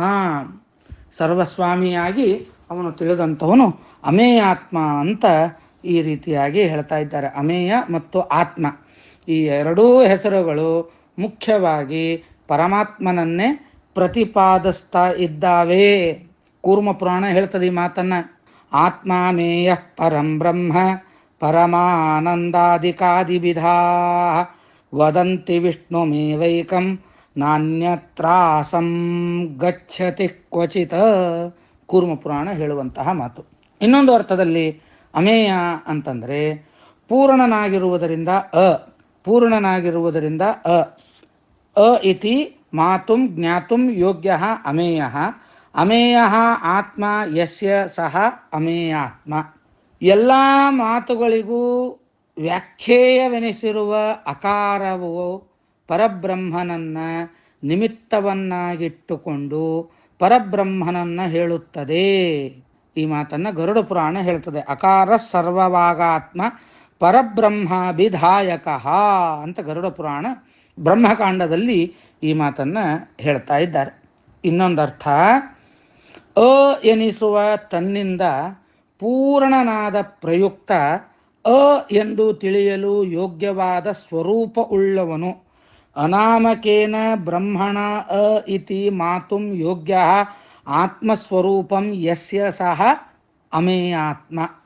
ಇನ್ನೊಂದು ಅರ್ಥದಲ್ಲಿ ಪೂರ್ಣನಾದವನು, ಲಕ್ಷ್ಮೀದೇವಿಯಿಂದ ಹೊಂದಲು ಯೋಗ್ಯನಾದವನು ಹಾಗೂ ಸರ್ವಸ್ವಾಮಿಯಾಗಿರುವವನು ಯಾರೋ ಅವನು ಅಮೇಯಾತ್ಮ. ಪೂರ್ಣತ್ವಾತ್ ಅಹ ಮಯ ಅಂದರೆ ಲಕ್ಷ್ಮ್ಯ ಈಯತ್ವಾತ್ ಪ್ರಾಪ್ಯತ್ವಾತ್ ಮೇಯ. ಸರ್ವಂ ಸ್ವೀಯತೆಯ ಆದತ್ತೆ ಇತಿ ಆತ್ಮ ಅಂದರೆ ಸರ್ವಸ್ವಾಮಿ. ಅಶ್ಚಾಸೌ ಮೇಯಶ್ಚ ಅಮೇಯ ಅಮೇಯಶ್ಚಾಸೌ ಆತ್ಮ ಚ ಅಮೇಯಾತ್ಮ ಅಂತ ಅಲ್ಲಿ ಹೇಳಿದ್ದಾರೆ. ಇನ್ನೊಂದು ಅರ್ಥದಲ್ಲಿ ಲಕ್ಷ್ಮೀದೇವಿಯಿಂದಲೂ ಸಮಗ್ರವಾಗಿ ತಿಳಿಯಲು ಅಶಕ್ಯನಾದಂಥವನು. ಲಕ್ಷ್ಮೀದೇವಿಯಿಂದ ಹೊಂದಲು ಯೋಗ್ಯನಾದವನು ಹೌದು, ಆದರೆ ಲಕ್ಷ್ಮೀದೇವಿಯಿಂದ ಹೊಂದಿದ ಮೇಲೆ ಅವಳಿಂದಲೂ ಪೂರ್ಣ ತಿಳ್ಕೊಳ್ಳಿಕ್ಕಾಗದೇ ಇರುವವನು ಯಾರೋ ಅವನು ಅಮೇಯಾತ್ಮ. ಹೇಗೆ ಅಂತಂದರೆ ಮಯ ಅಂದರೆ ಲಕ್ಷ್ಮ್ಯ, ಈಯಃ ಜ್ಞೇಯ ಮೇಯ. ಸಹ ನ ಭವತಿ ಇತಿ ಅಮೇಯ. ಲಕ್ಷ್ಮಿಯಿಂದ ತಿಳಿದುಕೊಳ್ಳಲು ಯೋಗ್ಯನಾದಂಥವನು ಮೇಯ. ಸಹ ನ ಭವತಿ ಅದು ಆಗುವುದಿಲ್ಲ, ಆದ್ದರಿಂದ ಅವನು ಅಮೇಯ. ಬ್ರಹ್ಮಾದಿವತ ಸಾಕಲ್ಯೇನ ಲಕ್ಷ್ಮ್ಯಾ ಜ್ಞೇಯ ನ ಭವತಿ ಇತಿ ಅರ್ಥ. ಹಾಗೂ ಸ್ವಾಮಿ ಆತ್ಮ ಆದದ್ದರಿಂದ ಸ್ವಾಮಿ. ಮುಂದಿನ ನಾಮ ಓಂ ಸರ್ವಯೋಗ ವಿನಿಸೃತಾಯ ನಮಃ. ಓಂ ಇದು ಪೂರ್ಣ ಒಂದೇ ಶಬ್ದ, ಸರ್ವಯೋಗ ವಿನಿಸೃತ ಅಂತ ಪರಮಾತ್ಮನನ್ನ ಕರೀತಾ ಇದ್ದಾರೆ. ಏನಿದರ ಅರ್ಥ ಅಂತಂದರೆ ಸರ್ವಸ್ಯ ಯೋಗ ಸರ್ವಯೋಗ, ಸರ್ವಯೋಗಾತ್ ವಿನಿಸೃತ ವಿನಿರ್ಗತ ಸರ್ವಯೋಗ ಯೋಗಮನಿ ಯೋಗ ವಿನಿಸೃತ ಅಂತ ಆಗ್ತದೆ. ಅಂದರೆ ಎಲ್ಲವುಗಳ ಸಂಬಂಧವನ್ನು ಕಳಚಿಕೊಂಡವನು ಯಾರೋ ಅವನು ಸರ್ವಯೋಗ ವಿನಿಸೃತ. ಎಲ್ಲದರೊಳಗೂ ಇದ್ದು ಯಾವುದರ ಸಂಬಂಧವೂ ಅವನಿಗೆ ಇಲ್ಲದೆ ಇರುವ ಹಾಗೆ ಇರುವವನು ಯಾರೋ ಅವನು ಸರ್ವಯೋಗ ವಿನಿಸೃತ. ಅದಕ್ಕೆ ಭಗವದ್ಗೀತಾದಲ್ಲಿ 9ನೇ ಅಧ್ಯಾಯದಲ್ಲಿ ಶ್ರೀಕೃಷ್ಣ ಪರಮಾತ್ಮನು ಅದನ್ನೇ ಹೇಳ್ತಾನೆ. ಯಥಾಕಾಶ ಸ್ಥಿತೋ ನಿತ್ಯಂ ವಾಯು ಸರ್ವತ್ರ ಗೋ ಮಹಾನ್ ತಥಾ ಸರ್ವಾಣಿ ಭೂತಾನಿ ಮತ್ಸ್ಥಾನೀತ್ಯುಪಧಾರಯ. ಅಂದರೆ ಸರ್ವಾಧಾರನಾಗಿರುವ ಭಗವಂತನಲ್ಲಿ ಎಲ್ಲ ಇದೆ, ಎಲ್ಲದರಲ್ಲೂ ಅವನೂ ಇದ್ದಾನೆ. ಆದರೆ ಎಲ್ಲ ಪದಾರ್ಥಗಳಿಗೂ ಅವನಿಗೂ ನಡುವೆ ಇರುವ ಸಂಬಂಧ ಇದ್ದರೂ ಇಲ್ಲದಂತೆ. ಯಾಕ ಅಂತಂದರೆ ಆ ಸಂಬಂಧ ಎಲ್ಲದರ ಲೋಪದೋಷಗಳ ಲೇಪ ಭಗವಂತನಲ್ಲಿ ಸಂಬಂಧಿಸುವುದಕ್ಕೆ ಪ್ರಯೋಜನವಾಗುವುದಿಲ್ಲ. ಅದಕ್ಕೆ ಛಾಂದೋಗ್ಯ ಉಪನಿಷತ್ತು ಪರಮಾತ್ಮ ಎಲ್ಲ ಕಡೆ ಇದ್ರೂ ಇಲ್ಲದೆ ಇದ್ದಂಗ ಅಂತ ಹೇಳಲಿಕ್ಕೆ ಒಂದು ಅದ್ಭುತವಾದಂತಹ ದೃಷ್ಟಾಂತವನ್ನು ಕೊಡ್ತದೆ. ಏಷೋಂತರಿಕ್ಷಣೀ ಪುರುಷೋ ದೃಶ್ಯತೆ ಏತಸ್ಮಿನ್ ನ ಕಿಂಚಿನ್ ಶ್ಲಿಷ್ಯತೆ ತದ್ಯತ್ಯಪ್ಯಪಶ್ಯನ್ ಸರ್ಪಿ ಓದಕಂ ವಾ ಸಿಂಚತಿ ವರ್ತ್ಮನಿ ಏವ ಗಚ್ಚತಿ. ಎಷ್ಟು ಅದ್ಭುತವಾದ ದೃಷ್ಟಾಂತ ಇದು ಅಂತಂದರೆ, ಕಣ್ಣಿಗೆ ತುಪ್ಪ ಆಗಲಿ ನೀರಾಗಲಿ ಹಾಕಿದಾಗ ಅಲ್ಲಿ ಆ ಕಣ್ಣಿನ ಒಳಗೆ ತುಪ್ಪ ಆಗಲಿ ನೀರಾಗಲಿ ಅಂಟಿಕೊಳ್ಳೋದಿಲ್ಲ. ಅದೇನಾಗ್ತದೆ ಅಂತಂದರೆ ಹರಿದು ಹೋಗಿಬಿಡ್ತದೆ. ಕಣ್ಣಿನಲ್ಲಿಯ ಈ ಅಸಂಗತ್ವ ರೂಪವಾದಂತಹ ಗುಣ ಅಂದರೆ ಯಾವುದರ ಸಂಗವೂ ಇಲ್ಲದೆ ಮುಖ್ಯವಾಗಿ ಅಸಂಗ ಅನಿಸ್ಕೊಳ್ತಾ ಇದೆ. ಹೀಗೆ ಅಲ್ಲಿ ಇದ್ರೂ ಇಲ್ಲದೆ ಇದ್ದಂಗೆ. ಅದಕ್ಕೆ ಇನ್ನೊಂದು ಉಪನಿಷತ್ತು ದೃಷ್ಟಾಂತ ಕೊಡ್ತದೆ. ಪದ್ಮಪತ್ರಮಿವಾಂಭಸ, ಪದ್ಮದ ಪತ್ರ ಅಂದರೆ ಕಮಲದ ಎಲೆಯ ಮೇಲೆ ನೀರಿನ ಹನಿ ಬಿದ್ದಾಗ ಅದು ಒಂದು ಮುತ್ತಿನ ಹಾಗೆ ಕಾಣುತ್ತದೆ. ನೀರಿನ ಹನಿ ಇದೆ, ಆದರೆ ಇದ್ದರೂ ಇಲ್ಲದೆ ಇದ್ದ ಹಾಗೆ ಇದೆ. ಪಾದರಸದ ಹಾಗೆ ಎಲ್ಲ ಕಡೆಗೂ ಅಡ್ಡಾಡ್ತಾ ಇರ್ತದೆ. ನೀರು ಇಲ್ಲ ಅಂತ ಹೇಳಲಿಕ್ಕೂ ಬರುವುದಿಲ್ಲ, ಇದೆ ಕಾಣುತ್ತದೆ. ನೀರು ಅದ ಅಂತ ಹೇಳಲಿಕ್ಕೂ ಬರುವುದಿಲ್ಲ. ಯಾಕೆ ಅಂತಂದರೆ ಆ ಎಲೆ ಹಸಿಯಾಗಿಲ್ಲ. ಹಾಗೆ ಪರಮಾತ್ಮ ಎಲ್ಲದರೊಳಗಿದ್ದು ಎಲ್ಲವೂ ಪರಮಾತ್ಮನೊಳಗಿದ್ದರೂ ಕೂಡ ಯಾವುದರ ಲೇಪವೂ ಕೂಡ ಅವನಿಗೆ ಆಗುವುದಿಲ್ಲ. ಆದ್ದರಿಂದಲೇ ಅವನನ್ನು ಸರ್ವಯೋಗ ವಿನಿಸೃತ ಅಂತ ಕರೀತಾ ಇದ್ದಾರೆ. ಇನ್ನು ಸರ್ವೇಷಾಂ ಯೋಗಾ ಸಂಬಂಧಾ ಸರ್ವಯೋಗಾ ನ ನಿಸೃತ ವಿನಿಸೃತ. ನೋಡ್ರಿ, ಸರ್ವಯೋಗ ವಿನಿಸೃತ ಅಂತನ್ನುವುದಕ್ಕೆ ಎಲ್ಲ ರೀತಿಯ ಸಂಬಂಧ ಇದ್ದೇ ಇರುವವನು ಅಂತ ಅರ್ಥ. ಹಿಂದಿನ ಅರ್ಥ ಏನು ಮಾಡಿದರು? ಎಲ್ಲ ಸಂಬಂಧವನ್ನು ಕಳಚಿಕೊಂಡವನು ಅಂತ ಹೇಳಿದರು. ಸಂಬಂಧ ಇದ್ದೇ ಇರುವವನು ಯಾರೋ ಅವನು ಸರ್ವಯೋಗ ವಿನುಸೃತ. ಹೇಗೆ ಹೇಳಬೇಕಿದನ್ನು ಅಂತಂದರೆ, ಜೀವಾತ್ಮರಿಗೆ ಭಗವಂತನ ಭಿನ್ನಾಂಶತ್ವವನ್ನು ಬ್ರಹ್ಮಸೂತ್ರ ಹೇಳ್ತಾ ಇದೆ. ಭಗವಂತನಿಗೆ ಜೀವಾತ್ಮರ ಜೊತೆಗೆ ಅನೇಕ ಸಂಬಂಧಗಳಿವೆ. ಸರ್ವೇ ಯೋಗಾ ಸಂಬಂಧಾ ಅಂಶೋ ಹ್ಯೇಷ ಪರಸ್ಯ. ಬ್ರಹ್ಮಸೂತ್ರ ಭಾಷ್ಯ 2ನೇ ಅಧ್ಯಾಯದಲ್ಲಿ ಹೇಳುವಂತಹ ಮಾತು. ಪಾರಾಶರ ಸ್ಮೃತಿಯನ್ನು ಇಲ್ಲಿ ಕೋಟ್ ಮಾಡಿ ಹೇಳ್ತಾ ಇದ್ದಾರೆ. ನಾನಾ ಹ್ಯೇನಂ ವ್ಯಪದಿಶಂತಿ ಪಿತೇತಿ ಪುತ್ರೇತಿ ಭ್ರಾತೇತಿ ಚ ಸಖೇತಿ ಚ. ಭಗವಂತನಿಗೂ ಜೀವಾತ್ಮರಿಗೂ ಇರುವ ಸಂಬಂಧ ಎಂಥದ್ದು ಅಂದರೆ ಪಿತೃತ್ವ, ಪುತ್ರತ್ವ, ಭ್ರಾತೃತ್ವ ಹಾಗೂ ಸಖಿತ್ವ. 4 ರೀತಿಯ ಸಂಬಂಧವನ್ನು ಅಲ್ಲಿ ಉಲ್ಲೇಖ ಮಾಡ್ತಾ ಇದ್ದಾರೆ. ವರಾಹ ಪುರಾಣವೂ ಕೂಡ ಅದನ್ನೇ ಹೇಳ್ತಾ ಇದೆ. ಪುತ್ರ ಭ್ರಾತೃ ಸಖಿತ್ವೇನ ಸ್ವಾಮಿತ್ವೇನ ಯೋ ಹರಿಹಿ ಬಹುಧಾ ಗೀಯತೆ ವೇದೈಹಿ. ವರಾಹ ಪುರಾಣ ಹೇಳುವಂತಹ ಮಾತು. ಪುತ್ರತ್ವ, ಭ್ರಾತೃತ್ವ, ಸಖಿತ್ವ, ಸ್ವಾಮಿತ್ವ, ಈ 4 ಸಂಬಂಧಗಳನ್ನು ಎತ್ತಿ ತೋರಿಸ್ತಾ ಇದೆ ವರಾಹ ಪುರಾಣ. ಭಾಗವತ ದಶಮಸ್ಕಂದದಲ್ಲಿ ಒಂದು ಮಾತನ್ನೇ ಹೇಳ್ತಾರೆ. ಯವಯೋರೇವ ನೈವಾಯಂ ಆತ್ಮಜೋ ಭಗವಾನ್ ಹರಿಹಿ ಸರ್ವೇಷಾಂ ಆತ್ಮಜೋ ಹ್ಯಾತ್ಮ ಪಿತಾ ಮಾತಾ ಸ ಈಶ್ವರ. ನಿಮಗೆ ಮಾತ್ರ ಸಂಬಂಧಪಟ್ಟವನಲ್ಲ ಅಂತ ಭಾಗವತ ಯಶೋಧಾದೇವಿ ವಸುದೇವರಿಗೆ ನಂದಗೋಪರಿಗೆ ಹೇಳ್ತಾ ಇದೆ. ನಿಮಗಷ್ಟೇ ಮಗ ಅಲ್ಲ ಅವನು, ಭಗವಂತ ಎಲ್ಲರಿಗೂ ಪುತ್ರ, ಎಲ್ಲರಿಗೂ ಸ್ವಾಮಿ, ಎಲ್ಲರಿಗೂ ತಾಯಿ ಅನ್ನೋ ಮಾತನ್ನು ಭಾಗವತ ಹೇಳ್ತದೆ. ಆದ್ದರಿಂದ ಸರ್ವಯೋಗ ವಿನಿಸೃತ ಅಂತೇಳಂತಂದರೆ ಎಲ್ಲ ರೀತಿಯ ಸಂಬಂಧ ಇದ್ದೇ ಇರುವವನು ಸರ್ವಯೋಗ ವಿನಿಸೃತನಾಗಿರ್ತಕ್ಕಂಥವನು.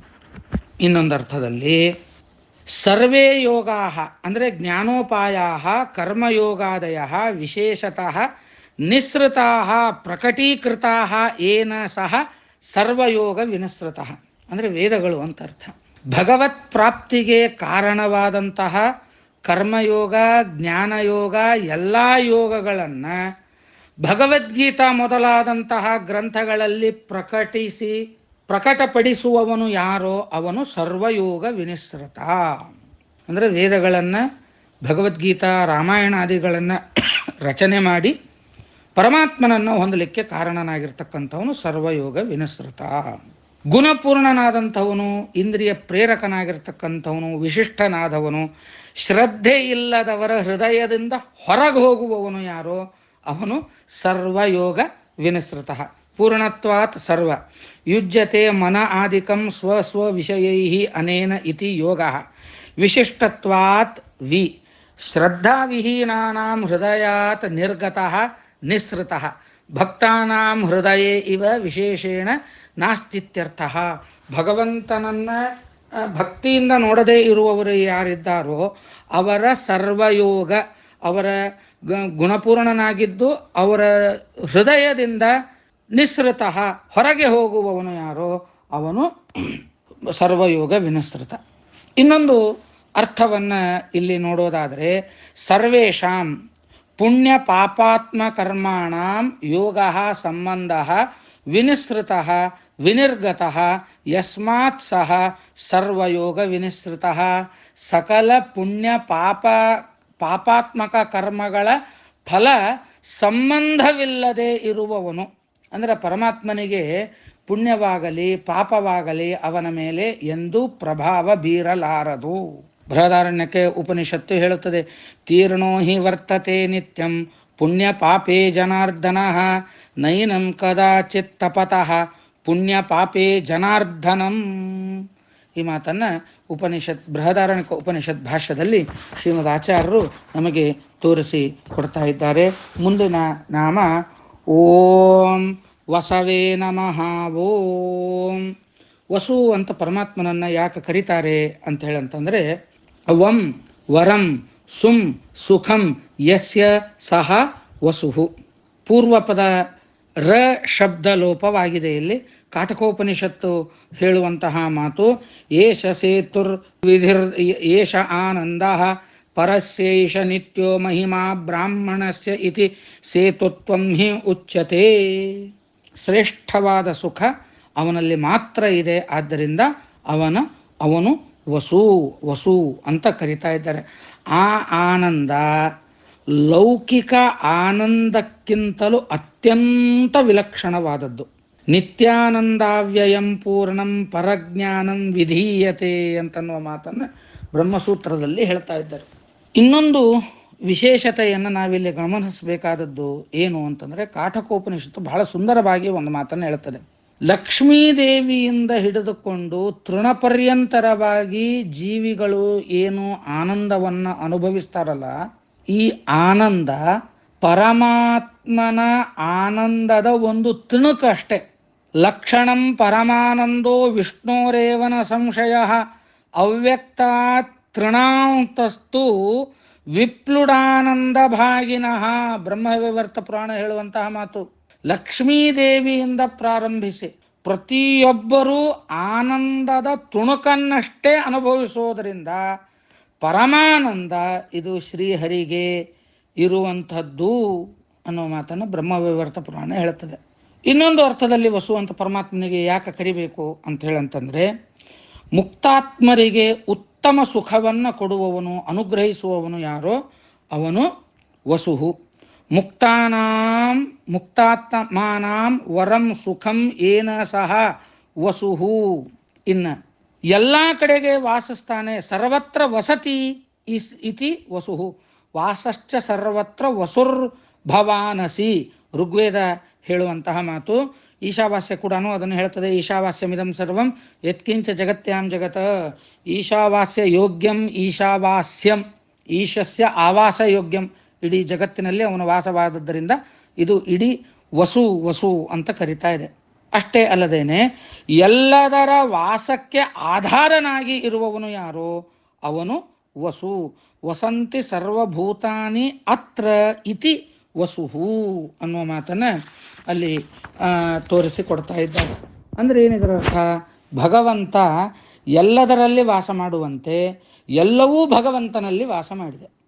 ಭಗವಂತನ ವಿಶ್ವರೂಪ ದರ್ಶನ ಪಡೆದಂತಹ ಅರ್ಜುನ ಇದನ್ನು ಪ್ರಸೀದ ದೇವದೇವೇಶ ಜಗನ್ನಿವಾಸ ಅನಂತ ದೇವೇಶ ಜಗನ್ನಿವಾಸ ಪ್ರಸೀದ ದೇವೇಶ ಜಗನ್ನಿವಾಸ ಅಂತ ಅನೇಕ ಕಡೆಗೆ ಭಗವದ್ಗೀತಾ 11ನೇ ಅಧ್ಯಾಯದ 25ನೇ ಶ್ಲೋಕ, 37ನೇ ಶ್ಲೋಕ, 45ನೇ ಶ್ಲೋಕದೊಳಗೂ ಕೂಡ ಈ ಮಾತನ್ನು ಹೇಳ್ತಾ ಇದ್ದಾರೆ. ಆದ್ದರಿಂದ ಇಡೀ ಜಗತ್ತಿಗೆ ವಾಸವಾಗಿರಲಿಕ್ಕೆ ವ್ಯವಸ್ಥೆಯನ್ನು ಮಾಡಿದವನು ವಸು. ಎಲ್ಲರೂ ವಾಸಿಸುವಂತೆ ಅನುಗ್ರಹಿಸುವವನು ಯಾರೋ ಅವನು ವಸು. ಉಷ್ಯತೆ ಅನೇನ ಇತಿ ವಸುಹು.